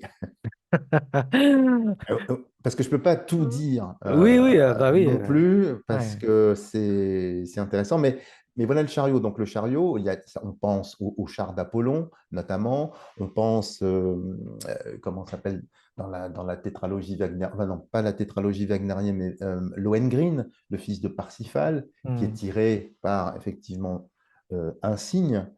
C'est aussi un chariot, cette fois-ci. Donc, dès qu'il y a un chariot, c'est pour entraîner vers les cieux, c'est pour relier vers les cieux, mais de façon beaucoup plus directe. Sauf que là, dans le chariot, il peut effectivement tomber, le chariot. Parce que soit l'alchimiste va faire trop confiance à ce qui se passe sans surveiller, c'est-à-dire il se dit ça roule tout seul, ça pousse tout seul, parce que c'est vrai qu'à un certain moment, les choses se font toutes seules, la nature opère, hein, un petit peu comme lorsque l'on met une graine en terre, on l'arrose tous les jours, puis ça pousse tout seul, on n'a plus besoin de regarder. Oui, sauf que là, il vaut mieux quand même être gardien des choses, il faut quand même regarder les choses, parce qu'il y a d'autres phénomènes. L'éclosion de la petite, enfin de la substance peut aussi être une éclosion intérieure. Et il est très important que les deux facettes, comme les janus qu'on voit ici, eh bien, soient bien coordonnées. Enfin voilà, c'est un peu bizarre peut-être ce que je dis. J'ai deux questions. Qu'est-ce qu'un initié en fin de compte? Parce qu'on parle de initié et adepte en alchimie. Qu'est-ce Oui. qu'un initié? Il faudrait peut-être éclaircir ce terme-là. Et Alors, la deuxième chose, quel est le message, en fin de compte, des initiés? alors là, c'est une question vaste. Alors, initiare, c'est ceux qui commencent. Moi, je dirais ça comme ça. Maintenant, les adeptes en alchimie, on appelle les adeptes ceux qui ont obtenu la pierre. Ils ont été adoptés. Alors, pourquoi? Parce qu'en alchimie, ça j'ai oublié de le dire, mais ben, je ne suis pas très très bien structuré comme toi, il y a quelque chose de très important aussi. Et ça va en frustrer peut-être beaucoup. C'est qu'on ne peut réaliser l'alchimie que si on a reçu le donum Dei, c'est-à-dire le don de Dieu. C'est-à-dire qu'en d'autres termes, il faut être appelé. Il faut être appelé par le divin. C'est-à-dire que si le divin vous appelle, et que vous êtes jugé digne pour entrer dans ces mystères, à ce moment-là, vous pourrez entrer dans l'alchimie. Donc l'initié, initiare, le commencement, c'est celui qui a entendu l'appel. Mais comme le dit l'adage populaire, il y a beaucoup d'appelés et peu d'élus. Ce Mhm. qui veut faire la différence, c'est que même si quelqu'un a une certaine sensibilité au divin, à la transcendance, à des plans plus subtils, ça c'est une chose, ça c'est le commencement, c'est la matière, je dirais, première, si on peut dire. C'est le premier bain, c'est très bien. Mais après, une fois qu'on a entendu l'appel, il faut répondre à cet appel. Et comment va-t-on répondre à cet appel? Eh bien, c'est là où on devient adepte, on est reconnu apte, hein, aptitude, adepta, c'est un petit peu la même chose, pour effectivement recevoir. Seulement là, je vais faire appel à tes connaissances sur les gnostiques, Oui. c'est que ce donum dei, à ne pas confondre avec le verbum dimissum, c'est-à-dire la parole voilée ou la parole cachée, hein, qui intéresse beaucoup certaines sociétés initiatiques, notamment les francs-maçons, à un certain degré, le verbum dimissum. Ils cherchent la parole perdue, ils appellent ça la parole perdue. L'alchimie, c'est le don de Dieu. Alors, est-ce que c'est la même chose? Je le pense, en passant. Mais ça ne Mhm. s'exprime pas de la même façon. Ce n'est pas la même langue, en quelque Mhm. sorte, hein. Mais si tu veux, ce qu'il faut bien comprendre, c'est que c'est par révélation. C'est comme les gnostiques. C'est-à-dire que la révélation divine, alors qui passe par le truchement de la nature, par des symboles, par des images, c'est par imprégnation. C'est-à-dire que ça vous tombe dessus. Moi, ça m'est tombé dessus. Alors, parce que les gens se disent, oh là là, alors c'est très prétentieux de dire j'ai reçu le don de Dieu. Je suis même pas sûr de l'avoir reçu. J'ai reçu, très modestement, juste des indications, des petits cailloux blancs. Je m'appelle Petit, le petit pousset. Bon, vous voyez, le petit pouce, celui-là. On lui donne des petits cailloux blancs, je les ai mis dans ma besace, et puis il se trouve que ces petits cailloux blancs, ça fait du sens et ça résonne énormément. Maintenant, je n'ai pas reçu encore le don de Dieu. J'ai la prétention de penser que je m'en approche, mais peut-être est-ce une illusion complète. Mais Hmm. c'est ça qui est très important de comprendre, c'est que on est choisi quelque part. Alors attention, il ne faut pas voir en moi ce que je ne suis pas. C'est pas moi qui ai voulu être choisi. Moi, je me suis contenté de répondre à l'appel. Donc, l'initié, c'est celui qui a entendu un appel. Ça peut être une cloche, ça peut être tiens, toi, viens à moi. Mais comment la personne va répondre à cet appel? Il y en a qui vont dire j'hallucine, ça ne m'intéresse pas, ou c'est pas pour moi. Mais il y en a qui vont essayer d'y répondre. Et dans la qualité des personnes qui vont y répondre, c'est là où certains vont sortir du lot et vont recevoir eh bien, le prérequis pour évoluer. Voilà, en quelques mots, rapides. Bon, moi, c'est clair pour ceux qui sont là.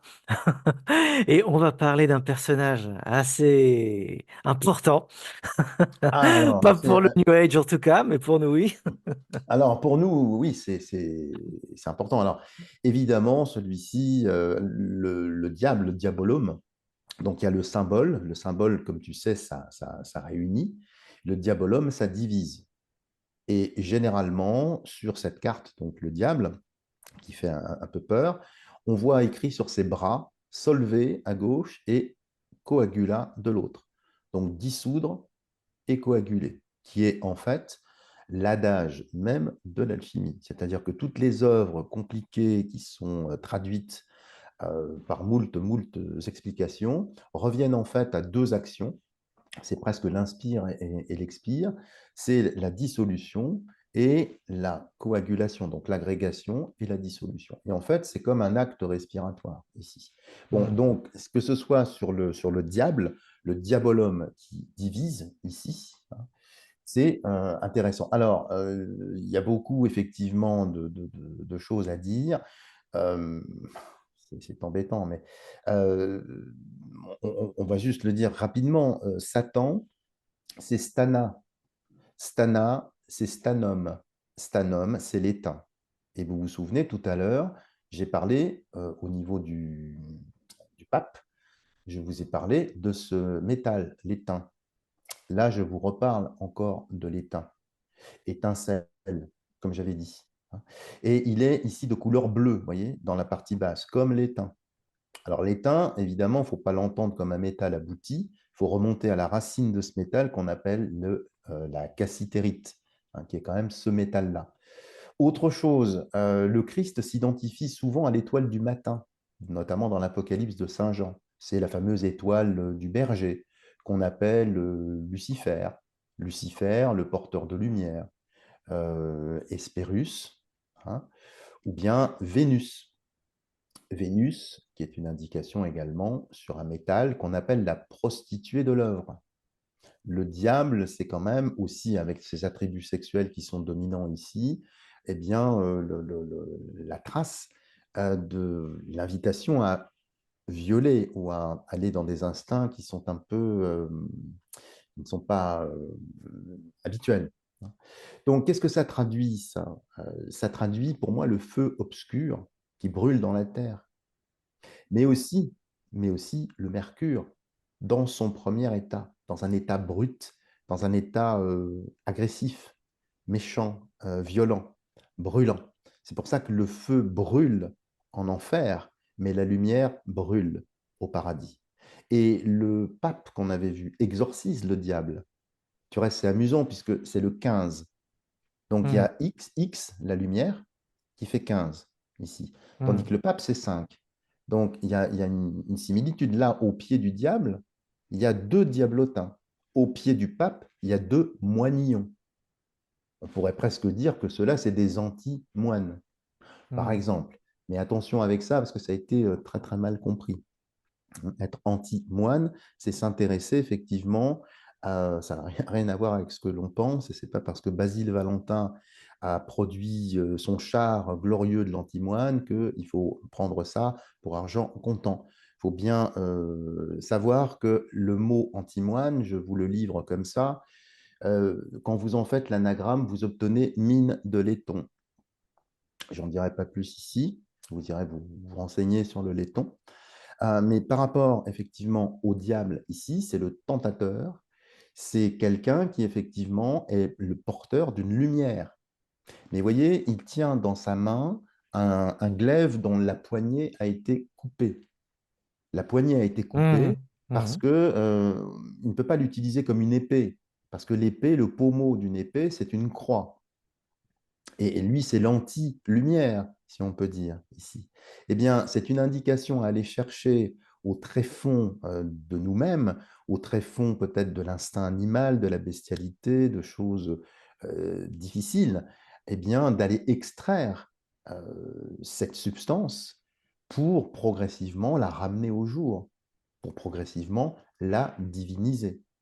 C'est aussi le symbole de notre âme qui a chu, qui s'est incarné. En fait, on a quitté le plérôme, on a quitté l'endroit qui était lumineux pour s'incarner dans un corps. Et nous sommes tentés. Il y a des tentations constantes dans la vie quotidienne. Donc, comment gérons-nous cette posture par rapport à cette tentation? Voilà ce que je peux Et, te dire.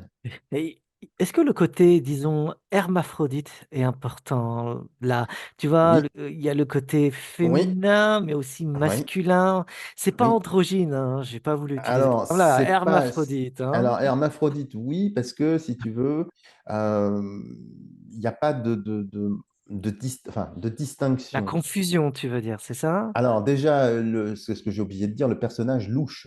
Donc, s'il louche, c'est trouble. Sa Mm. vision est trouble, elle n'est pas nette. Et puis, sur son abdomen, au niveau de Manipura, ici, là, donc Oui, de on ce est là, parti là. chakra, ici, eh ben, il nous tire la langue. Il nous tire la langue. S'il nous tire la langue, il se moque. Il se moque de tout ça. Donc, si tu veux, le côté hermaphrodite, enfin, hermaphrodite ou double, c'est en préparation. C'est pour montrer que le mercure, il est de nature double. Alors, il est à la fois volatile, ça, on le voit avec les ailes du démon qui est représenté ici, et fixe. Mais il a une polarité qui, effectivement, est double en fonction de la façon dont il se corporifie, en fait. La façon dont il se corporifie va passer du mâle à la femelle, et ensuite de la femelle au mâle pour s'exalter et devenir pur esprit. Mais c'est intéressant ce que tu dis. Donc c'est pour ça que le diable, ici, nous est montré avec des attributs à la fois féminins et masculins. Mais il nous tire la langue. Ça rappelle le dieu Bès en Égypte. Euh, bah, enfin, c'est difficile d'en parler parce que j'ai pas mes notes, si tu veux. Donc là, Oui, oui, c'est un c'est normal, exercice. ouais, bien Mais sûr. intuitivement, voilà, Ouais. voilà ce que je peux dire. Mais si tu veux, c'est le feu, en fait.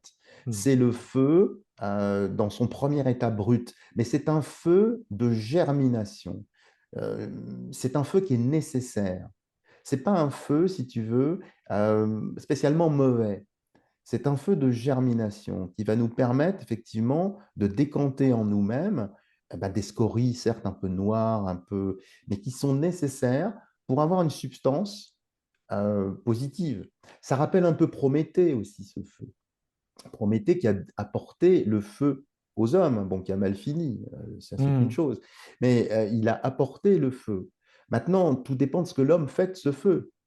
Il peut effectivement faire la guerre avec ce feu, il peut détruire, il peut régner sur son semblable, mais il peut aussi l'utiliser à des fins de construction, à des fins d'amour, à des fins d'autre chose. Mm. Donc tout dépend en fait de ce que l'homme va en faire. Mais tu vois, sa lame est verte. Mm. Bon, pardon, c'est peut-être Non, non, non, non, non, un non, non, peu confus, hein. non, non, il faut y aller, il n'y a aucun problème pour ça. Oui, oui, et d'ailleurs, la part d'ombre est rejetée chez le New Age, hein, ils veulent que la lumière sans l'ombre.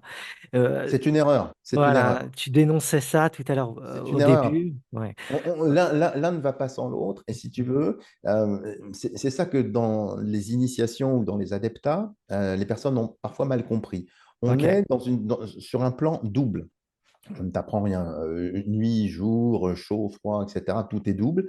Et nous Hmm. vivons dans un corps qui est lui-même double. On a deux cerveaux, deux yeux, deux oreilles, enfin tout est en double. Donc on est doublement double dans l'extérieur, mais également dans l'intérieur. Nous sommes donc bien à l'image matérielle du cosmos. Et donc passer du binaire au ternaire, ça n'est pas opposer la droite et la gauche ou le blanc et le noir, etc. C'est bien comprendre que ce sont des complémentaires. Du reste, si on l'entend, complémentaire, c'est complet dans la Terre. Donc si c'est complet dans la Terre, c'est complet également à l'intérieur de nous. Si c'est complet à l'intérieur de nous, ça veut dire qu'il faut s'extraire.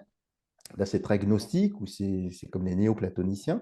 C'est donc ne pas opposer notre partie sombre à notre partie lumineuse, mais simplement accueillir une transcendance. Et à partir du moment où on a cette vision que rien ne s'oppose à rien, mais que tout se complète parfaitement, à ce moment-là, on entre dans le ternaire, c'est le fameux Saint-Esprit, c'est justement une forme du Mercure, où là, on va concilier les contraires pour arriver à une certaine forme de neutralité, c'est-à-dire qu'on va neutraliser l'acidité, l'aigreur, les choses un peu noires, un peu sombres, mais c'est important de garder sa part d'ombre, parce que c'est ce qui nous fonde aussi. C'est une très très belle énergie. Alors là, je vais peut-être heurter peut-être les catholiques s'il y en a. J'aime bien le diable dans ce qu'il apporte, c'est-à-dire cet élan. C'est une sorte d'élan qui est quand même assez important. Alors, oui, attends, je regarde, parce que je prends mes notes, parce que je me doutais bien que tu allais...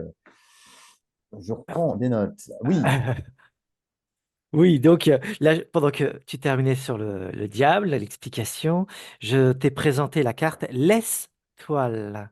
l'Estoile, voilà, l'Estoile, exactement. Alors, est-ce toi ou n'est-ce pas toi? Telle est la question. Non, non. Alors ça, évidemment, l'étoile ici, euh, c'est les Pléiades.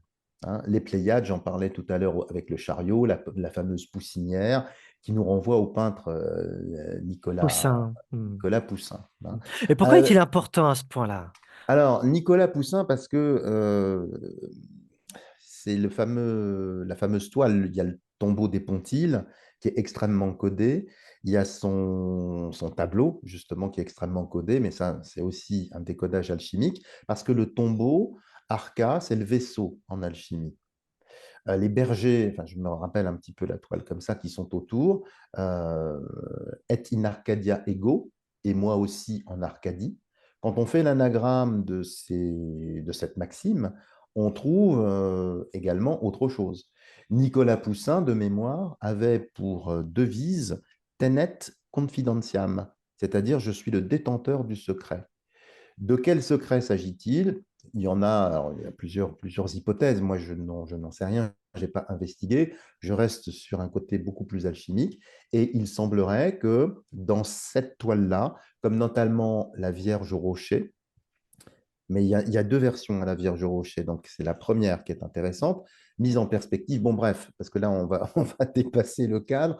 Mais Poussin, c'est un peintre intéressant à suivre parce que c'est un peintre qui faisait partie d'une confrérie assez intéressante, confrérie du brouillard, auquel appartenaient d'autres peintres aussi, les fameux angéliques. Tu as dû entendre Hmm. parler de ça. Et Hmm. donc, c'était un courant en fait, d'artistes, d'initiés, qui véhiculaient dans leurs toiles, dans leurs écrits, tout un savoir. Donc, c'est aussi intéressant d'aller dans cette source-là. Alors, qu'est-ce qu'on peut dire sur l'étoile, l'estoile? Hein. Alors, déjà, je te l'ai dit, ça fait un lien avec Poussin, la poussinière, mais c'est aussi le marqueur de l'avancée alchimique. Ceux qui travaillent par voie sèche vont te dire, et j'en parlais tout à l'heure, j'ai obtenu mon régule martial étoilé. Il y a donc une étoile qui indique que j'ai réussi, je suis dans la bonne voie. Pareil pour ceux qui travaillent par voie humide, il y a l'apparition alors c'est une croûte un petit peu qui ressemble vaguement à une étoile et qui se disent, bah voilà, j'ai ça dans mon bocal, j'ai ça enfin, sur mon régule, donc ça veut dire que j'ai réussi. Bon, c'est beaucoup plus simple que ça. Ici, ce personnage est complètement nu. C'est la première carte du jeu, enfin de l'ensemble, où la personne est nue. Si elle est nue, elle n'a plus de vêtements. Elle est donc dans une certaine vérité. Euh, si on regarde le nombre des étoiles, il y a 5 étoiles à 7 branches et 5 étoiles à 8 branches. 5 étoiles à 7 branches, ça revient au soufre. C'est le nombre du soufre. 5 étoiles à 8 branches, c'est le nombre du mercure. Et nous obtenons au centre le dissolvant universel, c'est-à-dire la quintessence, l'essence du 5 dont je parlais tout à l'heure. Et l'oiseau que l'on voit à gauche ici, Hmm, enfin à gauche par rapport à moi, je ne sais hmm, pas comment ça marche là.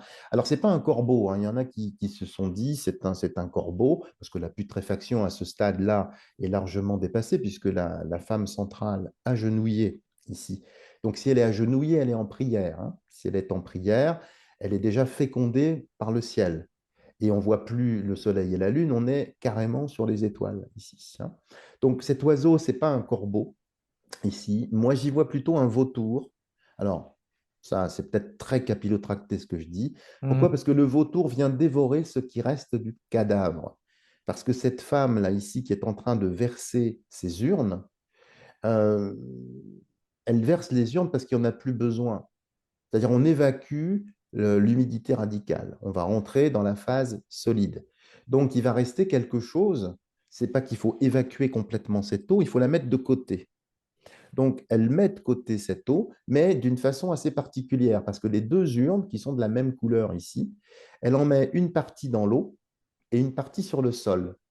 Donc ça, c'est une indication très intéressante pour nous dire qu'il faudra peut-être conserver ces premières eaux, celles qui sont dans le fleuve, pour une utilisation ultérieure, ce qui est tout à fait juste quand on passe au second œuvre. Ici, ça veut peut-être dire, la partie où elle le verse sur la terre, qu'il faut continuer les imbibitions, donc continuer à mouiller la matière pour qu'elle blanchisse. Et là, on voit bien ici que ce personnage nu est complètement blanchi, est en train de blanchir. Mais c'est une indication. Attention, arrivé à un stade de l'œuvre, il ne faut pas tout jeter, il ne faut pas jeter le bébé et l'eau du bain. Il faut garder quand même l'eau pour enfin, d'autres usages par la suite. Et ici, eh bien, elle nous indique bien le partage des eaux. Alors, ce n'est pas René Char ici, mais c'est autre chose. Il y a une eau qui n'est plus utile du tout, dont on peut se débarrasser, mais une autre eau qui est très importante à conserver parce qu'on va la réutiliser pour monter justement vers les étoiles et obtenir cette quintessence. Voilà en quelques mots. Alors, je ne sais pas si je suis très clair Si, si, si, dans ce que je si. dis, mais j'ai dans mon bouquin, enfin, je ne sais pas si tu as eu le temps de le lire, c'est peut-être possiblement un peu plus clair. Donc, Ouais. pour moi, c'est vraiment une indication purement opérative ici, avec l'étoile, hein, Hmm. ou laisse-toile. Parle-nous de ton livre un peu justement que tu m'as partagé. Qu'est-ce Ah que ce oui. livre est?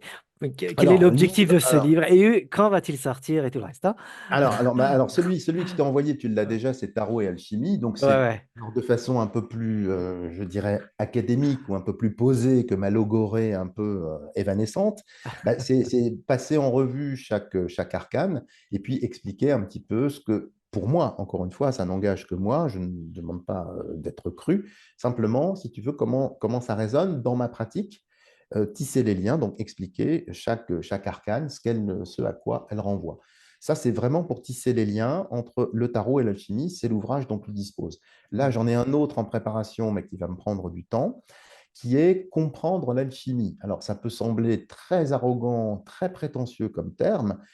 C'est simplement donner une sorte de guideline, des jalons, pour permettre à un lectorat peut-être débutant ou peut-être intéressé, mais qui a du mal à entrer dans la roseraie des philosophes, à entrer, si tu veux, dans l'alchimie, parce que c'est sûr qu'il y a beaucoup d'écueils, il y a beaucoup de Hmm. pièges, il y a beaucoup de choses trappes. C'est fait exprès pour effectivement élaguer la qualité des personnes qui peuvent rentrer. Alors, cela étant, je pense qu'on arrive à des temps de révélation. Je n'ai pas la prétention d'être le détenteur d'un quelconque savoir, c'est pas ça, mais j'ai une passion de transmettre parce que déjà je ne serai pas éternel, et puis faire des émules ou passer le relais, passer le flambeau, on va bientôt être au JO, donc on peut passer la flamme, si j'ose dire, pour permettre à d'autres personnes peut-être d'aller investiguer là où j'étais incapable de le faire. Et donc comprendre l'alchimie, ça va montrer comment appréhender les textes alchimiques, parce que évidemment, il y a de la langue des oiseaux, il y aura quelques passages là-dessus, quelques illustrations, mais il y aura aussi des clés de lecture. Par exemple, je recommanderais aux personnes qui veulent s'intéresser à l'alchimie d'accepter quelque chose de fondamental, c'est-à-dire de ne pas comprendre. Alors là, les gens vont dire, il est barré, celui-là. Lire un livre, si on ne comprend pas, ça n'a pas de sens. Ben oui, c'est fait exprès. C'est ça le caput mortuum, couper la tête. Quand on voit dans des gravures des personnes qui sont, enfin des décollations, quand on voit des cadavres, ça semble assez bizarre. Ben, c'est parce qu'il faut saucissonner, faut que la tête meure. C'est-à-dire qu'on rentre en alchimie, c'est ce que je disais, par le sensitif, pas par l'analytique. Si tu y vas par la tête, il n'y a que la tête qui va passer et ça ne va pas se faire. Donc, c'est leur dire, attention, il faut apprendre à entendre les mots. Donc, je fais quelques citations de Fulcanelli, de Basile Valentin, d'autres alchimistes, peu importe, pour, si tu veux, les plonger dans une ambiance particulière qui va ouvrir une perception, un entendement différent. Et puis, je leur recommande aussi de lire les textes alchimiques, non pas de façon linéaire, mais de le faire de façon synoptique, comme on peut le faire avec les Saintes Écritures, par exemple. Mhm. C'est-à-dire de recouper par thématique ce que dit Fulcanelli sur le soufre, ce que dit Valentin sur le soufre, ce que dit Villemard de Beaumard dessus, ce que dit Zosime de Panapolis, enfin, tous les auteurs que tu connais, pour mettre en lumière et là, on obtient soit des récurrences, soit des incongruités, soit carrément des choses qui sont dissonantes. Et c'est justement en mettant en dissonance, ah bah lui il me dit blanc, l'autre il me dit noir, alors qu'est-ce que c'est que ça? Puis il y a l'autre qui dit, mais finalement ça peut être noir et blanc. Ah bon? Donc ça veut dire que ce sur quoi je réfléchis est de nature double. Et donc, ça relativise les choses et ça permet de resserrer le champ d'investigation pour essayer de comprendre. Voilà, et puis je vais parler de tous les saints, enfin tous. Je ne pourrais pas tout évoquer parce que sinon Mhm. ce serait Ce serait pharaonique. monumental. Voilà, et puis il y en a d'autres qui s'y sont déjà prêtés. Il y a Dom Pernetti qui a fait Mhm. son dictionnaire que tu connais, mytho-hermétique, qui est déjà très très bien. Donc je ne veux pas plagier ce qu'ont fait les maîtres, mais Mhm. par contre essayer de donner une certaine appétence, de passer, j'allais dire, le feu sacré pour que le feu se crée. Mhm. Parce qu'une fois Et, qu'il est sacré, il se crée. Dans le sacrum, les fesses donc du mercure pour permettre ce genre de... Enfin, pardon, c'est de l'humour, mais c'est exactement ça. et chez quel éditeur, dis-moi? Il sera Pardon? publié. Chez quel éditeur? Alors, je vais le publier à compte d'auteur parce que Voilà. publier, peut-être parce que ma plume n'est pas suffisamment évoluée comme la tienne, je n'en sais rien, mais pour essayer effectivement de transmettre parce que j'aime pas la censure, j'aime pas du tout qu'on me tienne la plume ou qu'on me dise oui, mais là, il faut ceci, il faut cela. Non, l'alchimie, c'est libre, c'est ouvert, c'est sans Mhm. censure. Et donc, devoir, si tu veux rentrer dans une ligne éditoriale, euh, alors j'ai approché certains éditeurs, j'avais été édité et préfacé par Richard Ketzin, comme je te l'avais dit en off Oui. sur un ouvrage. Mais les éditeurs, si tu veux, ils veulent absolument faire le buzz où il faut rentrer dans un schéma. Donc, il faut parler de ça. Et pas d'autre chose. Oui, mais si c'est pas pertinent dans l'exposé, je vais être obligé, si tu veux, de rentrer sous les fourches codines qui me seront imposées. Ou alors, je n'ai pas trouvé le bon éditeur, c'est possible. Mais Mhm. je préfère cette liberté-là. Mhm. Voilà, mais il est en cours d'écriture. Hein, Ok. De oula. toute façon, il y a toutes les infos sous la vidéo, hein. Comme tu me l'as présenté, les gens pourront venir vers toi tranquillement comme ça. Je vais te partager la dernière carte qui clôture un peu la présentation. C'est celle-ci, bien sûr. Ah, c'est Alors, attends, je regarde, parce que je me doutais bien que tu allais faire ça. Je regarde mes notes, je peux en Je t'en parler, prie. mais j'ai tellement peur d'oublier. Alors, le monde, alors c'est là où la notion d'androgyna, ici dont tu parlais tout à l'heure, eh Mhm. bien, ça c'est la pierre réalisée, c'est la pierre philosophale, et que l'on voit effectivement bien représentée sous forme androgynale ici. Alors, le personnage central, donc dans une mandorle, donc c'est divinisé, avec d'un côté le soufre, d'un autre côté le mercure, hein, qui continue de faire grandir, de multiplier cette pierre, on voit que le personnage à dextre, à main droite, tient une petite fiole. Donc cette petite fiole, c'est effectivement la pierre philosophale sous forme de poudre de projection. Quant à la baguette qu'elle tient de l'autre côté, c'est exactement la même baguette que celle du battleur qu'on avait vu au début, mais qui est tenue ici d'une autre façon. C'est-à-dire que ce n'est plus un instrument de jeu, c'est un instrument de savoir, c'est un bâton de commandement qui permet effectivement, c'est ce qu'on appelle la lance du chevalier au début de l'œuvre, d'obtenir eh bien, certaines choses. Alors, quant à ce qui entoure, ce qui encadre le monde ici, eh bien évidemment, ça fait référence à la notification de Saint Jérôme, pour moi en tout cas, hein, Mhm. où Saint Matthieu est assimilé à l'homme, Marc au lion, Luc au taureau et Jean, bien sûr, à l'aigle. Alors, les aigles sont en haut, évidemment, parce qu'ils sont très volatiles avec les anges. Ça indique également ici, 21, c'est un multiple de 7. Donc 3 fois 7, c'est également ce que l'on appelle les aigles, visant à blanchir la tonne, donc à faire monter l'âme au-dessus du tombeau, et cela en 7 fois. Donc 21 fois, une fois qu'on a fait 3 fois ce genre de choses, une fois pour le soufre, une fois pour le mercure et une purification du sel, on obtient donc effectivement cette pierre philosophale. Alors chose intéressante aussi, la posture du personnage avec les jambes croisées. Les jambes croisées, c'est exactement l'opposé du pendu. La lame pendue, il est pendu par les pieds, mais dans l'autre sens. Mhm. Et puis, c'est exactement la même posture que pour l'empereur. L'empereur, c'est évidemment, on ne l'a pas passé en revue ici, ça fait un lien effectivement avec Jupiter. Jupiter, on en revient encore une fois à ce fameux métal hein, dont je parlais tout à l'heure, qui peut effectivement être intéressant. Donc voilà, donc le monde aussi, ce que j'aime bien dire, c'est que l'anagramme de le monde, c'est le démon. Là, c'est une approche peut-être un petit peu gnostique, un petit peu sévère, de Mhm. dire que finalement, comme le battleur, puisque le bas nous leurre ici, peut-être que comme disait William Shakespeare, l'enfer est vide parce que tous les démons sont ici. Donc, pourquoi je dis ça? Parce que le monde dans lequel nous vivons n'est pas le monde de la réalité. C'est-à-dire, c'est juste le reflet, pour moi en tout cas, c'est juste le Mhm. reflet de quelque chose d'autre. Et normalement, sous le pied du personnage en bas, dans la version K-, il y a un autre œuf. C'est-à-dire qu'au-delà, je dirais, de la poudre de projection, au-delà de la médecine universelle, quand on continue à faire grandir la pierre, ça y paraît, moi j'en suis pas là, eh bien on disparaît à ce plan pour entrer dans le monde causal, dans une autre réalité. C'est la fameuse légende qui veut que certains alchimistes eh bien, disparaissent comme ça. Mhm. Donc cet œuf qu'on ne voit pas ici, qui est suggéré dans le feuillage ici en dessous, c'est pour montrer qu'en s'appuyant sur ce monde, on peut le transcender. Voilà, voilà en quelques mots. Est-ce que c'est la transfiguration?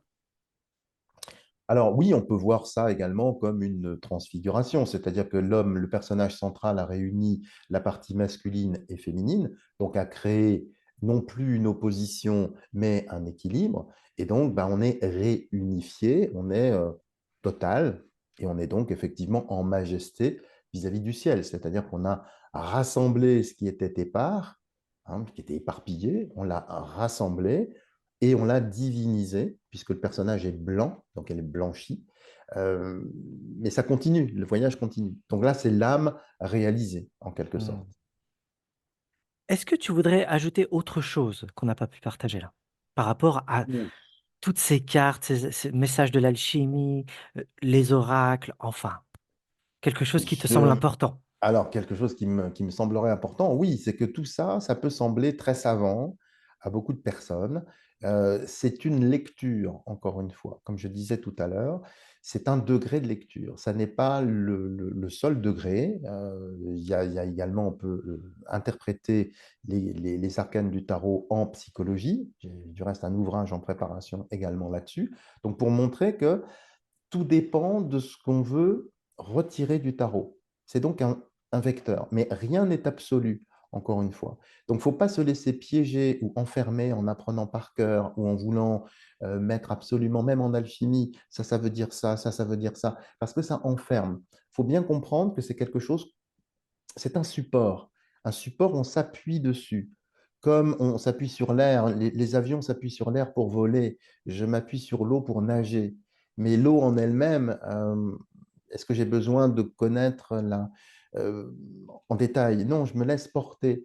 Donc c'est simplement je pense, l'alchimie est un moyen de lâcher prise. C'est-à-dire qu'au bout d'un moment, et ça je l'ai remarqué quand j'étais très jeune, c'est-à-dire je lisais, mais alors bêtement, comme je sais le faire parfois, et je ne comprenais rien. Non, mais c'est fait exprès. C'est fait Mhm. exprès. Alors je me suis dit, bon, je ne vais quand même pas m'enquiquiner à lire un truc, c'est comme si je lisais une langue étrangère absolument incompréhensible. Et c'est là que, arrivé un moment, il s'est passé quelque chose. C'est-à-dire que le corps, enfin, les mots, c'est ce que dit Rilke, il faut tomber de la hauteur des mots dans l'unique et commune mélodie, disait-il, avec à fort juste titre. Et là, j'ai senti ce que je lisais. Et puis des images sont venues. Et le pire, j'ai essayé de relire au départ, tout était foutu le camp. Donc j'ai mis sur le papier, attends, tu as senti une espèce de truc là qui se volatilise, ben, écris-le un truc qui se volatilise, je le laisse au repos, je lis autre chose. J'y reviens, et ben j'ai compris à ce moment-là. Donc il faut accepter de ne pas comprendre, accepter qu'on soit limité, et moi le premier, ça sans aucun problème, mais ne pas s'accrocher au symbole. C'est-à-dire la chose la plus importante, trop de symboles tue le symbole. Donc ça, il faut vraiment comprendre que même dans les initiations antiques, et ça tu le sais très très bien, si tu restes scotché sur le symbole, l'impétrant ou l'initié ne comprend pas au bout d'un moment. Il ne peut pas passer à un stade supérieur. Il ne peut passer à un stade supérieur que s'il s'appuie sur ses connaissances, comme je m'appuie sur mes pieds ou sur un bâton pour marcher. J'ai besoin de ce bâton, mais dans l'absolu, une fois que je passe ailleurs, j'en ai plus besoin. Et c'est peut-être ça qui répondra à ta question, la différence entre voyance et médiumnité. Peut-être que le voyant est celui qui regarde le détail des cartes, comme j'essaye de le faire, et le médium, donc qui est intermédiaire, lâche ce plan des formes pour aller vers un plan causal ou un plan plus évanescent, plus éthéré, en quelque sorte. Je ne sais pas, je pose ça comme ça. Maintenant, est-ce important, est-ce utile ou futile? S'il y a des adeptes qui nous écoutent, ils doivent bien se marrer en disant ce type-là, voilà, où est-ce qu'il se fournit en... Bon, bref, petite fausse conclusion, là, tu sais. Voilà. Alors, je te laisse le mot de la fin. Qu'est-ce que tu voudrais dire à ceux qui te regardent? Eh ben, merci d'avoir eu le courage de supporter cette logorée un peu insupportable. Alors, j'ai le même problème sur ma chaîne quand je fais des petites vidéos parce que je suis très bavard. Mais alors, Ok. ça part dans tous les sens. Non, je suis très, très heureux d'avoir participé à ta chaîne parce que j'aime beaucoup. J'invite effectivement les personnes qui me suivent eh bien, à regarder le travail de Daniel parce que ce que j'apprécie notamment chez lui, c'est son approche rationnelle de tout, je dirais, le ferment antique, le ferment ancien. Et puis surtout, il ne part pas dans des délires. Donc c'est ça qui est très très important, parce que nous sommes à la fin des temps, et à la fin des temps, il faut bien faire attention qu'on peut se faire tout savoir. Nous avons eu écho d'un certain narratif, je ne dirai pas plus ici, officiel, qui a tendance à nous faire prendre des vessies pour des lanternes, ou des seringues pour une panacée universelle, trois petits points en triangle de tant qu'à faire. Donc c'est la même chose. Il y a beaucoup de personnes qui se font happer par un narratif un peu bisounours. Nous parlons d'extraterrestres qui vont venir nous chercher, qu'on va nous donner des medbeds, que ah bah, la lumière est au bout de la rue, hein, il suffit de rien faire. Mettez-vous un cristal dans le fondement, priez Shiva et ça va venir. Bon, je résume donc. Surtout, c'est l'erreur à ne pas commettre. Et c'est pas parce qu'on arrive dans ces temps de révélation eh bien, qu'il faut, je dirais, délirer. Il ne faut pas chasser, je dirais, un narratif par un autre. Et le travail de Daniel est très précieux, même si je l'ai un petit peu chamboulé tout à l'heure en lui disant attention à la limite de la question. C'est ma perception, ça n'engage que moi.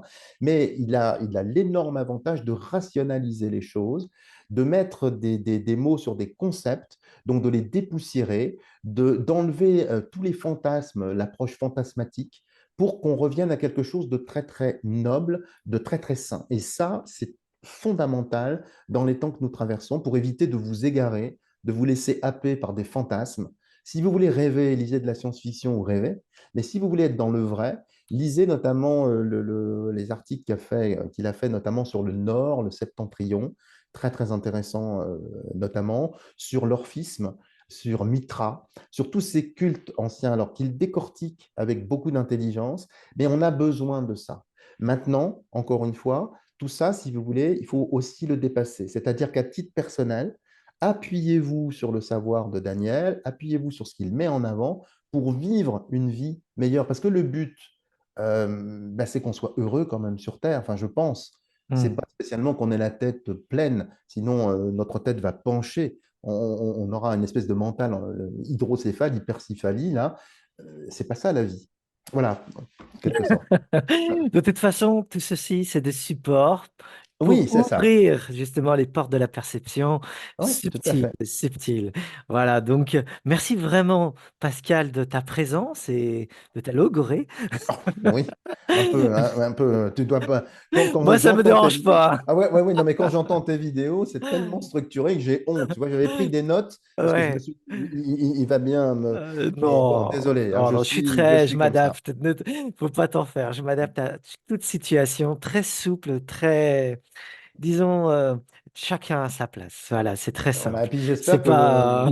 voilà, puis j'espère que les abonnés qui me suivent, eh bien, voilà, me feront confiance, te feront confiance, s'abonneront à ta chaîne parce qu'elle mérite vraiment d'être connue. C'est un travail, et je peux te dire que ton travail, ça n'est que le début d'autre chose. En Ça, tout c'est cas, une intuition, merci voilà. vraiment de ta part. C'est Bon, important pour moi d'avoir des retours, justement.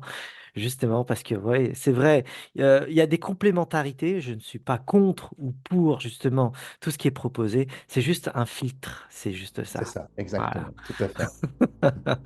En tout cas, merci à tous ceux qui nous ont écoutés. Je vous invite à aller voir Pascal. Toutes les infos sont sous la vidéo.